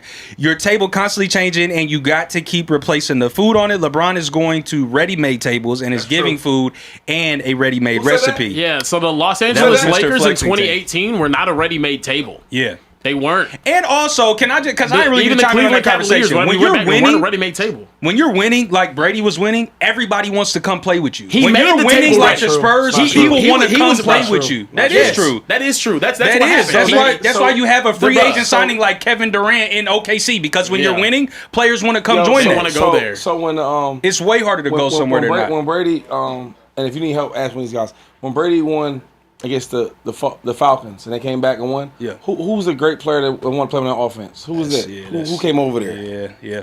That's true. More so the NBA though. I'm not saying that. Because free agency makes bigger moves But than the even NBA. Still Even doesn't mean basketball, that like you bro, didn't first of go all- build something though. Basketball is different because they control more of the narrative of anything. The players themselves, their own narrative, yeah. Yeah, so when the Anthony Davis shit, all that was already planned. Yeah. See, that's the thing though. When LeBron came to LA, they already knew he gonna come to LA. Yeah. We're gonna wait a little bit. Then your ass, AD gonna come up. They already planned it. They already that's did all fair. that. That's fair. Keeping it moving, H Baller 34 said, I don't understand why you let Carebear talk hoops. His hoop takes are terrible. I agree. Like his weight loss journey, but he has I know amazing that. pro I and know college that. football takes. But mute his mic during hoops. Let Shady cook. Hashtag Team 25. I'm gonna say it, man. Shady getting a lot of love tonight. say it, man. I don't But know Kieran's what to weight tell loss journey is more impressive than his hoops talk, basketball talk, and this is the most impressive thing he's done. Okay. No, it's not even shade. Bro, you know how hard it is to That's lose? crazy. No. Not when you That's that more big. impressive. Not when you that big. No, it's not- bro. it's not- When you no. that big, the weight falls off. No, it's more. I think Losing it's- I 60 think it's- pounds I is think more his career- impressive. His career is more impressive. Like Carebear's career? Yeah, he got a nice career. I get young over his got a club. crazy career. I ain't But, gonna lie. but the I whole appreciate weight it. thing, that's Like that. easy. No, That's easy, bro. All I had to do was eat and work out. More people have 900,000 TikTok followers and have lost 60 pounds in 6 months. Dude, the new medicine they got out here. He didn't lose 60 pounds and shit. He lost The 58. medicine they got out here to do is 57. easy. But he He's didn't 2 do it. pounds, He didn't 3 take no pounds short. drugs. I don't believe I'm that. down below that now. When he looked at me, I looked at his eyes and he couldn't do 10 push-ups. That shit was out the window. So you think he was on some GLPs or something? Y'all just gonna keep pushing my buttons on the push-ups, and I'm not Yeah. folding. It's not gonna happen. He was like 10 not gonna push-ups. He said 10. It's not gonna happen. I said It's okay. $1,000. He was like 10. He did tense up. Let me know. I keep going till we ready with the topic. Come on now. Nah, let's go ahead. One more. Okay, one more. And it's got to be from none other than Take me Victor off Mo camera, take me off Jr. camera. Said jumping on the Carebear bed. If he does 10 push-ups on camera right now, I'll drop a $200 super chat plus 100 push-ups. Nothing. I How much see. they said? They said $200 right now in the super chats. If Kieran gets on camera and just does 10 I told you, I'm standing measly against ass the man. push-ups. Y'all don't understand what a protest 10 is looks such like. light work, Y'all don't bruh. understand what a protest looks like. Yo, I don't want to hear no complaining. He's sick, I don't bro. want to hear no complaining. And the thing Trey is, said he Acho don't want to loves see no money. video, none of that So shit. I for wanna him hear to that. just y'all let- can cry about the push-ups. The more y'all We've want. been offered okay. $400 tonight for Kieran to do 10 lousy ass push-ups, Push-ups. and he won't come from behind the Now bar. tell me, hold on, I'm standing Acho. on the table. Now tell me what that mean though. They can do $40 to do 10 push-ups. Fuck it. $400 to do 10 push-ups. Yo, and then I'll get 500. Come on, that's $1,000 damn near for him to It's just not changing my mind. to just drop down low and do Y'all 10 push-ups. disrespected me so much on this show. You know what that mean though? I will not- What I part's will not. disrespectful? What part's disrespectful? I will not, bro. What It's the part? fact y'all doubted me even doing it in the first place, and were ragging on me. So y'all don't didn't. get to see the shit. He did. Y'all don't get to see the shit. No. You did. No, Your I light did. skin- your light skin Nah, brother. real shit. I thought initially I Nah, was real behind talk. him. He can't Oh do no, it. I didn't have faith because he didn't have faith. Trey, he can't do Yeah, it. pause If you that. guys Yeah, see he my, can. if you guys see my real story talk. today, I was The way he's that was talking crazy. right now, keep it real. Today I actually had a great If we workout. family, keep I was it real. in zone 5 Can for you a do good it? portion of the workout. Do you think I you reached do a 10? 16. If y'all didn't reach a 16 plus strain But on whoop today, we won't talk I don't about want to that. hear shit. Hey, but hold up. No. You think he do 10 No, push-ups? the answer is no. What do you think? No. I know he can. No. Shady. No, you don't. You No. don't because you never seen him do it. I told such haven't. encourage So, the heart. hey, guess. Let's guess. From the way he's talking, how he's acting. I know he could do 10. Take my wide shot. The man. kicker is he not gonna do it, bruh. Come on now. Why keep saying you know he can do it? You Now never come seen him from do it. behind the bar and do that. Man, y'all playing around. Acho, I don't know what he's doing. He know he can't do Let's it. get to the next topic, It's not even bro. hard though. $900 and Acho's just leaving it on the table. That's literally money that could be in my. No, you know what? I'm I'm not stipulating it in wasting my no more- I'm contract. not wasting no No, more it's cool. time It's talking going about in my contract negotiation. You'll hear from my. You'll hear from my momager soon. You'll hear from my Anyway, momager look. soon. care. Enough Keep the about show me moving, getting please. roasted. Let's get to Acho getting Do we roasted. want to do Asante? So, I hold don't on, think real we quick. have to It's be too late. honest with you. Because Well, also, hold on. First off, you can't say, oh, he doesn't rate, and then want to do a section on him. I don't think he rates. That's what I'm saying. Yeah, I so don't know think what? it was a point. Yeah. this would only be a self-aggrandizing, Kieran. That means like inflating your own ego and stuff. Shut your ass This up. would be. It would just be a What happened, though? self-aggrandizing thing to shit on him. If we're going to talk about it, we're going to do it because I don't want to waste time. Yeah. So you gotta do it then. But I I wasn't here, bro. I just don't think it's going to. You are the boss. So you my dog. If you gonna let It's Shady son- roast that's you one into of my something like OGs. this, then it's. What But happened? now wait, hold on, I don't care. real quick before we It's do up to you. this. I told you and I told Kieran in the group chat, do not entertain that bum that came at Acho to 30 minutes and y'all was like, no, it's cool. We need to do. And then what did Kieran do this morning when he came, or after we came in? Furious, irate at that fat son of a bitch on the internet. So just know, I don't know what y'all talking if you about. open this can of worms, be prepared to eat. I'm it. always That's all I'm gonna outside. say. I'm always outside Hey, guy in Trey. the thing. Can we talk You about gotta learn how to shut up sometimes. What happened? You got to, bro. You got to. I gotta- Anyway, look. Thank you. We're going to keep the shit pushing. Oh man. We're going to talk Are we doing it? All right, bet. Go ahead. about the San Francisco 49ers. That's what we're going to do. We're going to talk about the San Francisco 49ers. Look, John Lynch took the podium talking about Brandon Aiyuk. He said, we as an organization are going to focus on the players who are here. I don't have anything to say on that. We wish him well. We wish his family well. He was also asked about showing up at Brandon Ayuk's house. I'll let you guys take a listen. In that situation? Yeah, again, I just, if I'm not going to answer one, I don't want to, but, I can tell you that, at the forefront of our thoughts with any player is their well-being, and so I'll just leave it at that. But, we wish him and we wish his family well. Wish him and wish his family well. Do you guys in any way feel bad for Brandon Aiyuk? As weird as this is, I actually do feel bad for Brandon Aiyuk now for a couple reasons. Number one, clearly either there is something mental health related or the Niners believe there's something mental health related, because if John Lynch went to his crib and did an unwanted wellness check, beautiful people watching a Speakeasy right now, that should tell you everything there is to know. And I actually respect John Lynch for doing it, because as a man who probably cares at least to some degree about the player, I don't know if he cares about the player first, but he cares some degree about the player, going to his crib and being like, hey, bro, we've seen you post a video of you speeding online. We've seen you post a video like throwing money outside of your backpack in a closet. We've seen you post a video talking about us. Let me just pull up on you. I get that Brandon Aiyuk said it was unwanted, but like, respect to John Lynch for actually doing that. I feel bad for BA because there might be something mental health related. Second reason I feel bad for BA is now they're low-key holding him hostage, because they're not going to release him, it doesn't appear. They're not going to cut him, it doesn't appear. And they have him on this non-football list, so they're not going to pay him, it doesn't appear. So he can't play football and he can't get paid.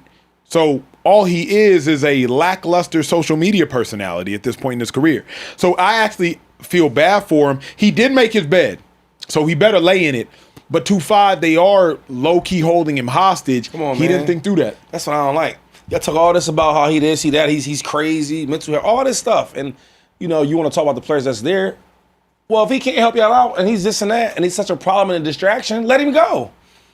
If he is a distraction, like y'all saying he is, and y'all don't want him for all these different reasons, and he's doing all this stuff that y'all don't like, and he's making the organization look bad, and et cetera, and this and that and the third, the narrative that you guys are saying, cool. Why are you holding him hostage, though?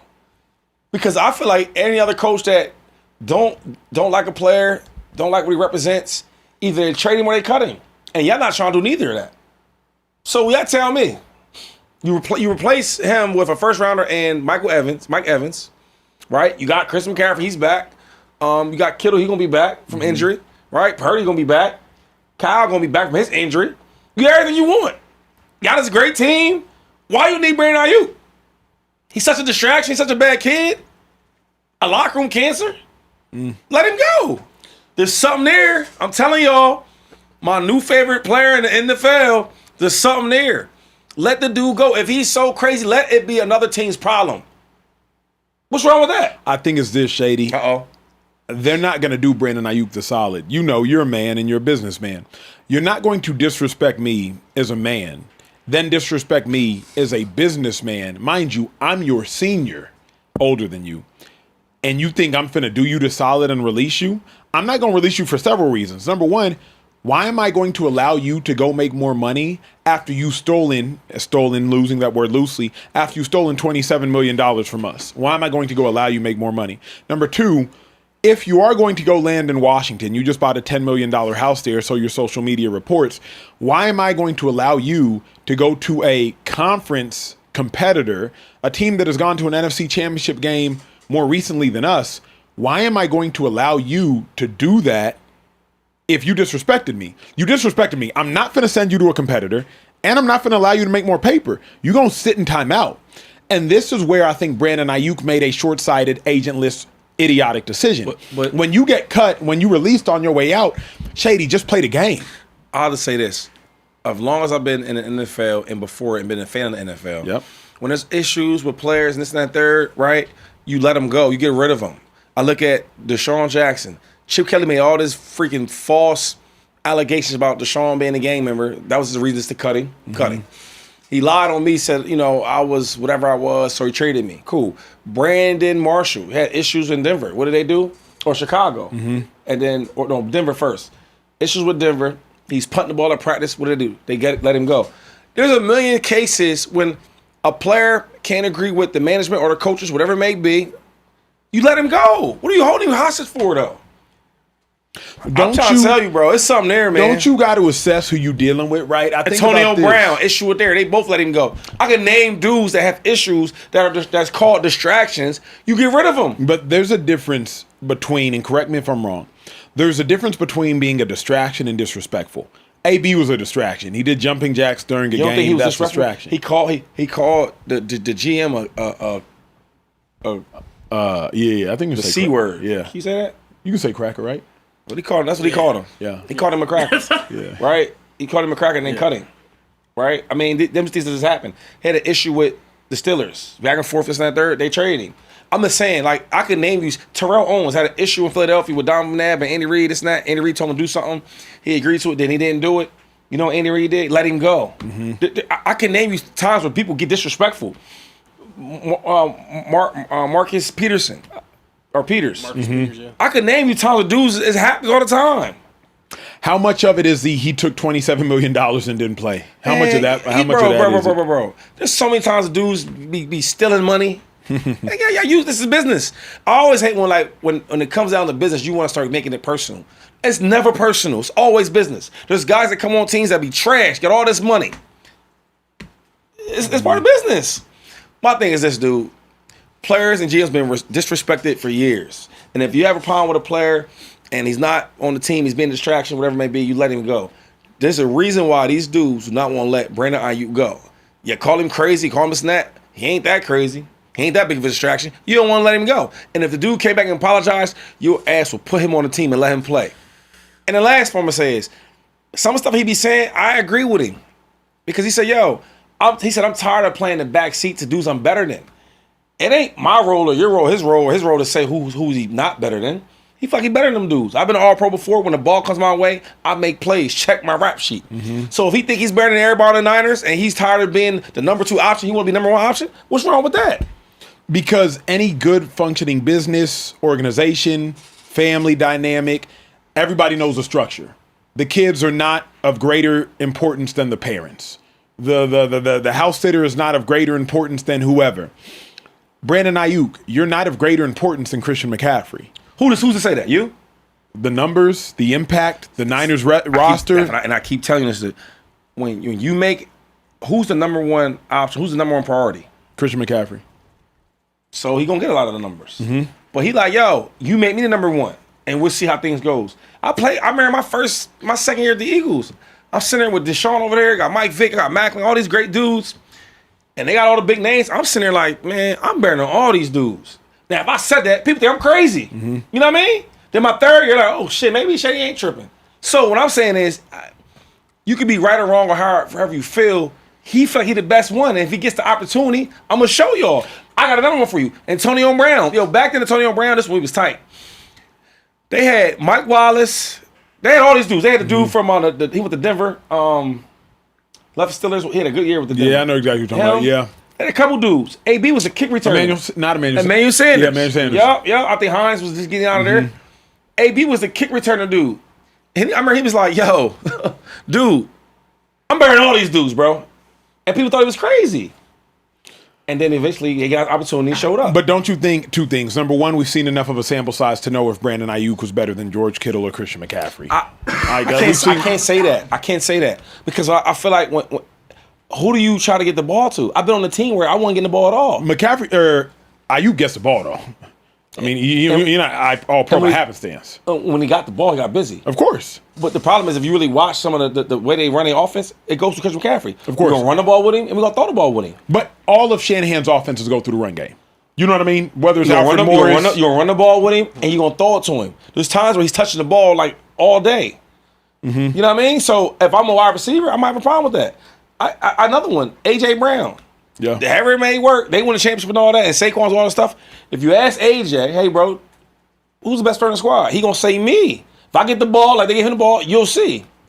That's the beauty about sports. You need to be competitive. I don't care what the numbers say. Don't you think, though, there's competitive and there's what BA's been doing? This is beyond competition. Now, like, you talking about I'm not going to fumble it away. Christian McCaffrey notably fumbled in a Super Bowl. Listen, there's competitiveness and then there's taking shots at your teammates. I mean, but and your coaches and your general manager. Everybody's different how they may come off. But I'm saying is, I'm not even talking about who's better as a Christian McCaffrey or Aiyuk. I'm not getting there. What I'm saying is the way he thinks, like other players that think, like, yo, if you give me them same roles and same opportunities, I can do the same thing or better. I can do the same thing. Yeah. I don't think there's nothing wrong with stuff like that. Kieran, what you make of it, bro? Chime in. I mean, I think it's a situation where the 49ers have tried everything. I think it's trade him then. No. Why? No. Why would I do you a solid whenever you haven't done me any favors whatsoever? That's the thing, Shady. When I've tried Nobody time does and time that. again. Nobody when I does go that. to your house and you still don't allow any sort of back and forth to happen, and then you go online and brag about robbing me. What? No. Of course I'm not going to do you any favors. You can get released on the last day possible, and then you can go do whatever you need to do. I'm cool with that. That's what they're gonna do. What release and when? Last they're gonna day, release them the final last time cuts. possible, like right before, like right probably after training. probably Monday before the Tuesday roster, so no teams have already solidified their rosters. Yep.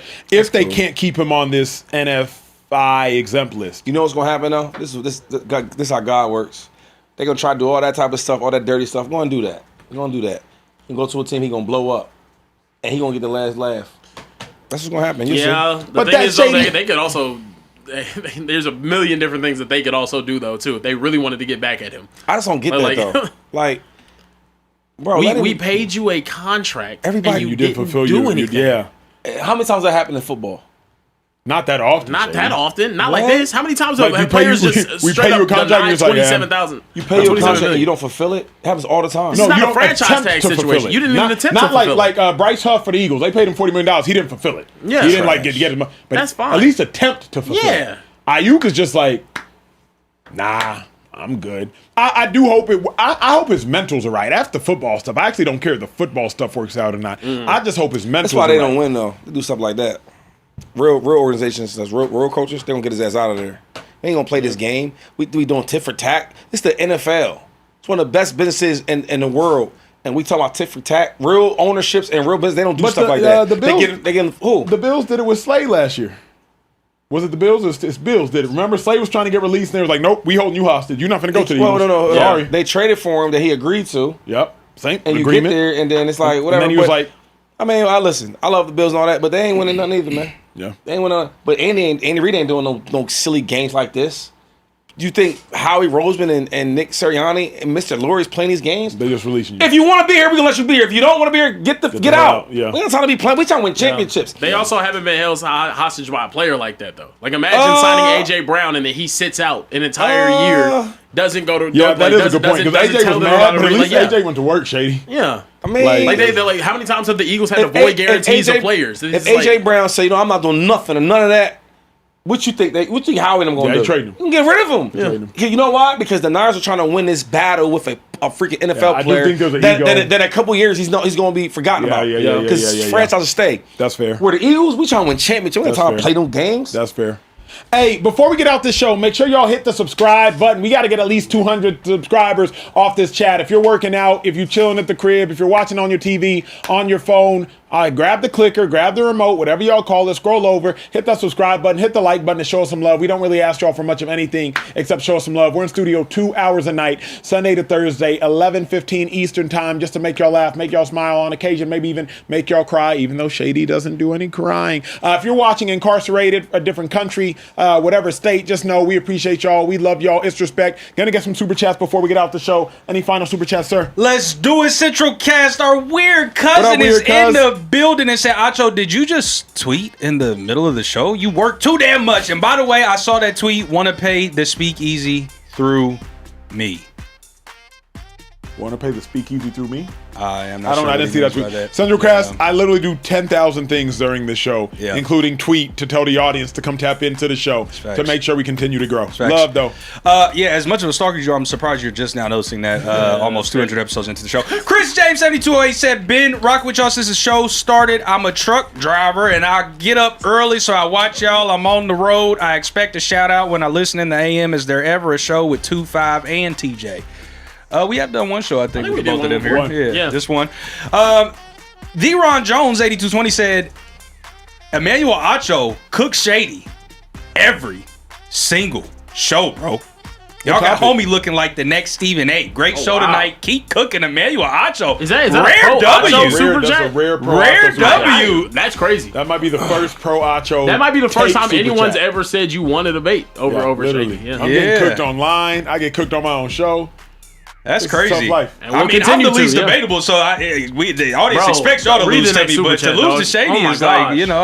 to lose to Acho. Bro, you're killing us, man. We've got a return super chatter. She's been gone for a while.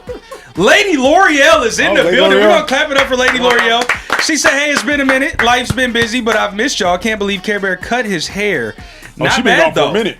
Yeah, she been gone She for just now seen the chop. Yeah. That was like a month ago. Where she been at though? Well, A little over 2 months ago. 2 months ago. Yeah, Lady L'Oreal, you been gone, Where she bro. been at though? His hair is the least he's cut. All the weight is the big cut. That's the big chop. Lady L'Oreal. And the waves is kind of coming golf, through. golf, She goes on to say, it's not a bad look, though. She also golf said, tomorrow. Shady, I love you. You're my favorite. Acho, I love too, your boo-boo. recent videos. I love you too, God mama. bless. Mama, see that little waist. Doc Holliday said, Ryan Clark cries on TV. People are just built different. Stop. Plus, white lines are purple rays of magic. Name that song. I know. Hold up. Purple Rain. That's what's the little dude that dressed Prince? Dang, gotcha. Daytona Rich said, them boys saw Fields throw a pass and said, yeah, Pat, we need you, brother. Told you. Told you. A few more we gotta get out the show. Smooth68 said, clutch, the steal is up for real. They rushing Mahomes back because Justin can't read half the field. Justin can't Stank see. face. Justin just can't see nothing. He might be colorblind. Okay. I hope he turns it on this year, though. The best thing they should teach him is, son, throw the ball to your color team. You know what I'm saying? Do he throw picks, though? Nah. Does he throw it at all? It's fair.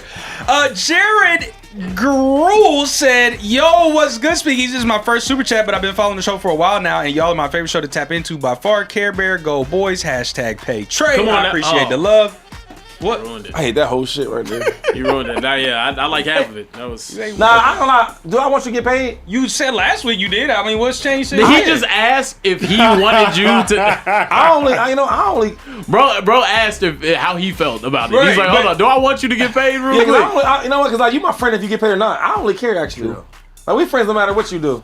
Like I don't know what's in bank account. Is that Shady I being know, but- sentimental in here? But don't you want Soft. I'm not gonna lie. I miss the old Shady, bro. No, I don't care what. No, I'm saying I don't care what he getting paid. You If Acho don't pay me, would you?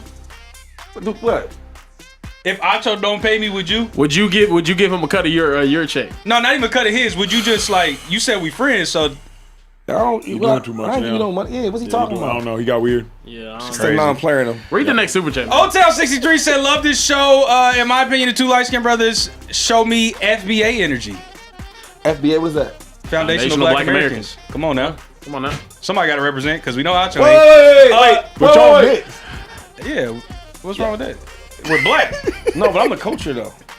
You the superhero. You put the cape on sometimes, but sometimes that cape be flying off in the wind. You got to go back and grab it. But y'all, Sometimes Come on that now. cape fly off, Shady. bro, he don't like Magic City.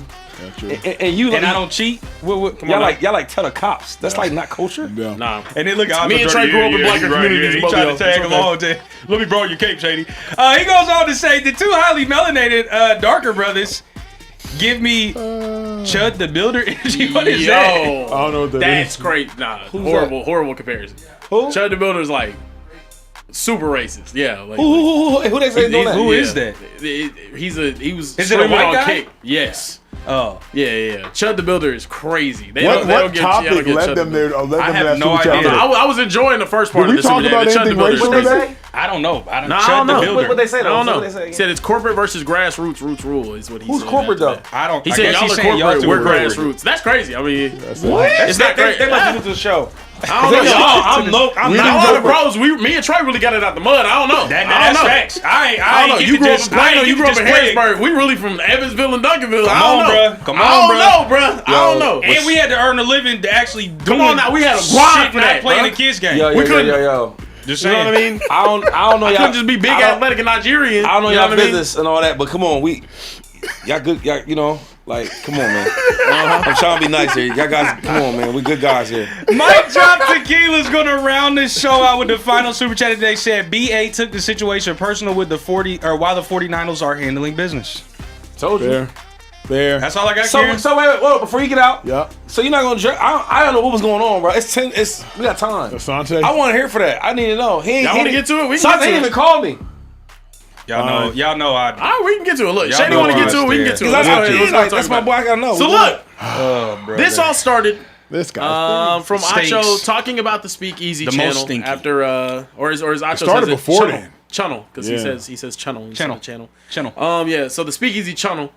He posted his tweet about the Speakeasy channel, saying that he did not pay for it. Asante Samuel quote tweeted it and said, "We understand, brother, but you didn't build this platform. Somebody gave you the passwords. You will be explaining for eternity." He then went on to say, "Attention, Ryan Clark. Emmanuel Acho wants you to know he will pay you to come join his team. F it, I will say it. Homeboy inherits a platform built by someone else, then proceeds to talk shit to the person who built the platform he inherited. This is America, baby." He then went on multiple tweets about Ryan Clark crying and whatnot. He said, "You learned how to scam good." He said, "We understand you're a sensitive dude. You need fam and attention to feel accepted, like your guy Ryan Clark. We need a Seriously, tweet how counter. can you inherit a He be platform going from at another Ryan, N word? This just We need a seemed tweet like counter. Then he said, "Name this." This is all, by the way, like just back to back. 4-day period. This is a 4-day period. Before like early in the morning too. Like he woke up. He goes to jail it was, like this? He also said, "Name this group: Ryan Clark, Emmanuel Acho." Whitlock is nasty to throw into that group. That's gross. But yeah, he said Jodeci, Drew Who Bill, would Jagged be though? Edge. Real quick, who would he be?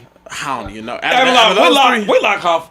I don't think he like black people. He I don't kind of know. funny though. But I'm sorry, he go ended ahead. up having this. He said, "Let me know when Acho wakes up." Acho, you ended up posting this obsession. That was hottest summer release movie. I thought that was really funny though. The obsession one. Where he's How'd you looking- make this? Somebody made it for you? How'd you do Yeah, this? no, Acho, you also can't remember screenshotted the all of secrets. these tweets, all within like the same time. It was just so many It's everything tweets. we just saw. So We saw many everything you tweets. tweeted. So wait, already. all right, I just yeah. want to know, like, because South is one of my OGs. What happened? Like, what happened? Because I didn't even know nothing about it. I didn't even know why Asante has spoken of me ever in this life. He started speaking of me 3 months ago when he saw that the show was popping, and he was like, "Y'all stole the channel." I Out of ignored him nowhere? then. Out of nowhere. I just ignored him. I'ma Then we find out. went viral. I'ma or something. find out. I ignored him then, and then I spoke on the channel, and then just Asante. I don't know if he's obsessed with me. I don't know if he's just bored now, not doing anything productive with his life. But then he just starts tweeting. So I do the obsession thing. Asante Samuel's obviously a great football player. Asante Samuel should go into the Hall of Fame one day. Surprised he's not in the Hall of Fame already. With that being said, Asante Samuel last played in 2013. If the greatest thing you've ever accomplished in your life, you've already accomplished in your life, we don't really have much in common.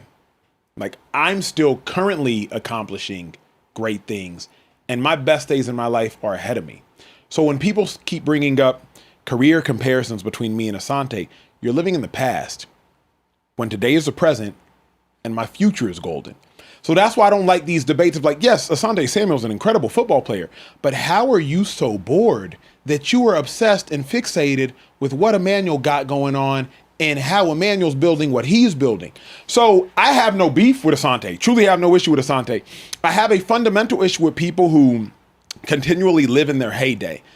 Like Asante's greatest years were in 2007, 2008, 2009. My greatest years are the year I'm currently living in. So like I don't have beef with Asante, got none negatives to say about Asante. I just think he's obsessed with me. I think he's fixated on me. You have an incredible son that's doing incredible things, I think, in the league. Continue to like nurture him to an incredible career. But like get off social media also. You're too old. You're 45 or 46, just tweeting all day. Go do something productive. Go build, go create, go hijack a platform, go pay for one. You made a lot of money in your career. Go buy a platform. The Speak for Yourself platform is still available. Reach out to Fox. I didn't take that one. We got the former Undisputed one. So like go pay for that one. You got money. Maybe you can do what we're doing instead of complaining about us doing it. So I ain't got no real issue with Asante. I think he's kind of funny on social. I think he's kind of funny. Well, Shady, call him right now. I'll just say this. His name is Professional Shit Talker. Right? That's his thing. So I think one thing when you learning Asante, it ain't never personal. He just talks trash. That's just what he does. And he got his son obviously, but he got his daughters. They run track. They going to, I want to say Florida University. So he got a lot going on. But to be honest, this ain't personal. This is talking trash. So I don't want nobody getting their feelings about it. If it was serious, someone would have called me because we normally talk. But I ain't know nothing about this. He ain't even tell me. Yeah, that's why I don't really take it seriously. Here's my thing. I never want to be 45 living in my old days. And I also never want to be 45 talking trash to people on the internet. Now, if that's what Asante want to do that. But if I'm 45 and we not retired, people do it though. Like I know, I'm just Shannon Sharp. He does it. Oh no, Acho. But Shannon talks trash to people that talk trash to him. Asante just randomly like, you know what? Let me pick a fight with Acho today. He just be sending shots. Like, like there's also Twitter, a difference when you have a platform that that you like. All clicks can be good clicks potentially, but like there's no promotion behind anything because he's a professional shit talker. So like you're not the only one he comes at. I see some of the other dudes. He be like. But if we're being honest though, going at people and hating on people, it sells. Especially on a platform like Twitter, bro. Like the more shit you talk, the more viral you go.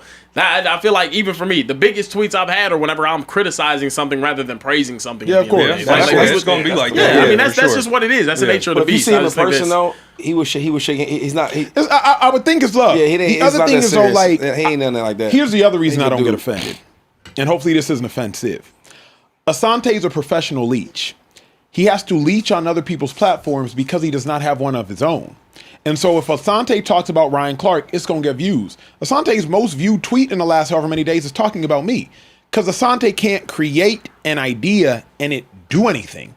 But what he can do is leverage somebody else's platform. So if you talk about Emmanuel Acho, it rates. I talk about Asante, don't nobody rate. Because Asante doesn't rate. So I'm not even mad at it. I understand how the game goes. And I really don't even have beef with Asante. I just think it's interesting, like that it's been a very interesting week. Talk to me. Because we're about accountability to Speakeasy. Yes, sir, we are. And when you wrong, you wrong. What I lie on? And you wrong. What I do? Talking about he don't got no platform. He got a platform. Kieran, click that link in the bio right there. Ron, can you pull this up? That's his platform right there. Yeah, 23,500 subscribers. Solid. He just posted a video an hour ago. 511 views. 146 views. So he got a platform. Don't disrespect the brother. You right. Come on now. He doing his thing. Yeah. That's my L. Come on, bro. Yeah. 23 subscribers is solid. 23,000 subs, bro. He doing all right. That is solid. And let him cook, bro. Yeah, that is solid. I did 600,000 subscribers in 1 week when I started my other platform. But I digress. I digress. Let's talk about the platform that we stole, the Speakeasy. Yeah. Because the platform that I started and did 600,000 subscribers with and won an Emmy for it, we're not talking about that one. Okay, The one that we stole. Yep. Let's talk about that one. Okay, cool. Yeah. And that one, there, yeah. Asante. I can tell you all about that one. Yeah. I run the analytics every day. So, Shady, that's what happened. That's what happened with Asante. Yeah, I don't know. He did drop a funny Howie tweet, though. Yeah. I don't know. It's just been a very interesting week whenever it comes to the channel. Apparently, we're buying views. Apparently, we're... our watch time is low. We've held the 7,000 people in here hostage. Yeah. All 7,000 of them, by the way, behind the camera, like, they've been held at all types of, like... Y'all gotta keep you updated on what's going on. No, I don't know. Apparently, our watch time is low, and having an average watch time of about 7.5 to 8 minutes on the channel that goes live 5 times a day, but then uploads about 7 to 8 VODs. People hating on us 2-5 all the time. Yeah, you got Finares in your season? Nah, I mean, it's just it's crazy. Nah, it's just apparently analytically speaking, we buy views. Yeah, is apparently what they say. Did you just ask him if he has veneers? Yeah.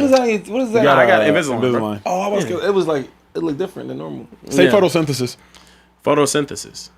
Usually you get a list. Good, man. You get a little bit. Yeah, now people, but here's what I say: love to all y'all watching, because just know y'all's watching is encouraging hate, which means y'all doing something right, we doing something right. Because the fact that y'all watching, everybody hating on y'all for supporting, people hating on us for creating and co-creating. So we appreciate y'all. Know that what y'all are building with us is incredibly special. The 7,000 of y'all that were in the chat tonight, incredibly special. We don't take y'all for granted. And just shout out for y'all supporting as we are continuing to support y'all. So when y'all see the hate on social media, just know we're not bothered by it. We hope y'all aren't bothered by it. We got a community in the Speakeasy that we're continuing to build. It's love to Asante Samuel. I got no beef with him. His last tweet, it actually was funny. Can we show him some love? His Howie Roseman tweet. His Howie Roseman tweet? His Howie Roseman tweet was funny. When he came out Ryan Clark, that'd be a funny beast right there, back and forth. This one was funny. Yeah. He said you scammed your way to get drafted. You didn't get drafted by the Eagles, but that was funny. Yeah. The only problem is, like, if this would have been true, it would have been so much banger. Better. Yeah, I'm not gonna lie. The Browns drafted me.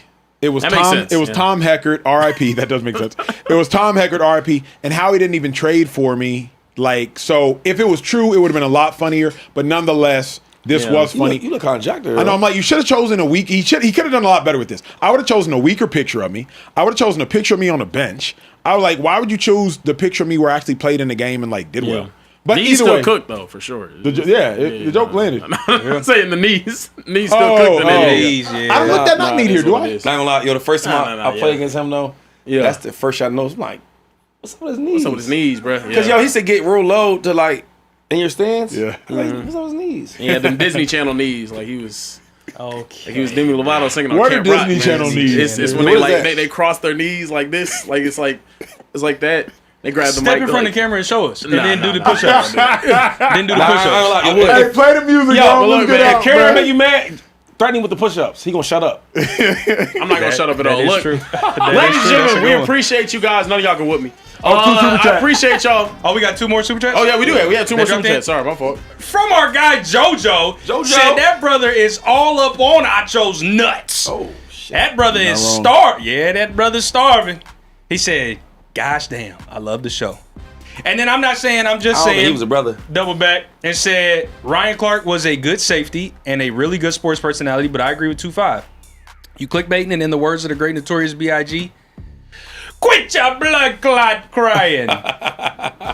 Karen, get us out, G. Look, man, we appreciate you guys for watching. Thank you so much for the thousands of you guys that were able to tune in today.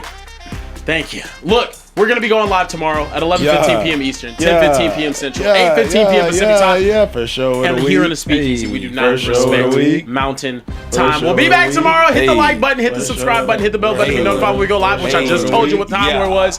I'm Kieran Icky Simple, LaShawn Shady McCoy, Emmanuel Acho, and Social Trade. I'm about to hit some push-ups right now. We'll see you guys next time. First show of the week. Oh, dang. No shout out to the guys in the back. Oh, sorry, my ball, guys in the back. Yeah, my Too ball. late. Too late. Too motherfucking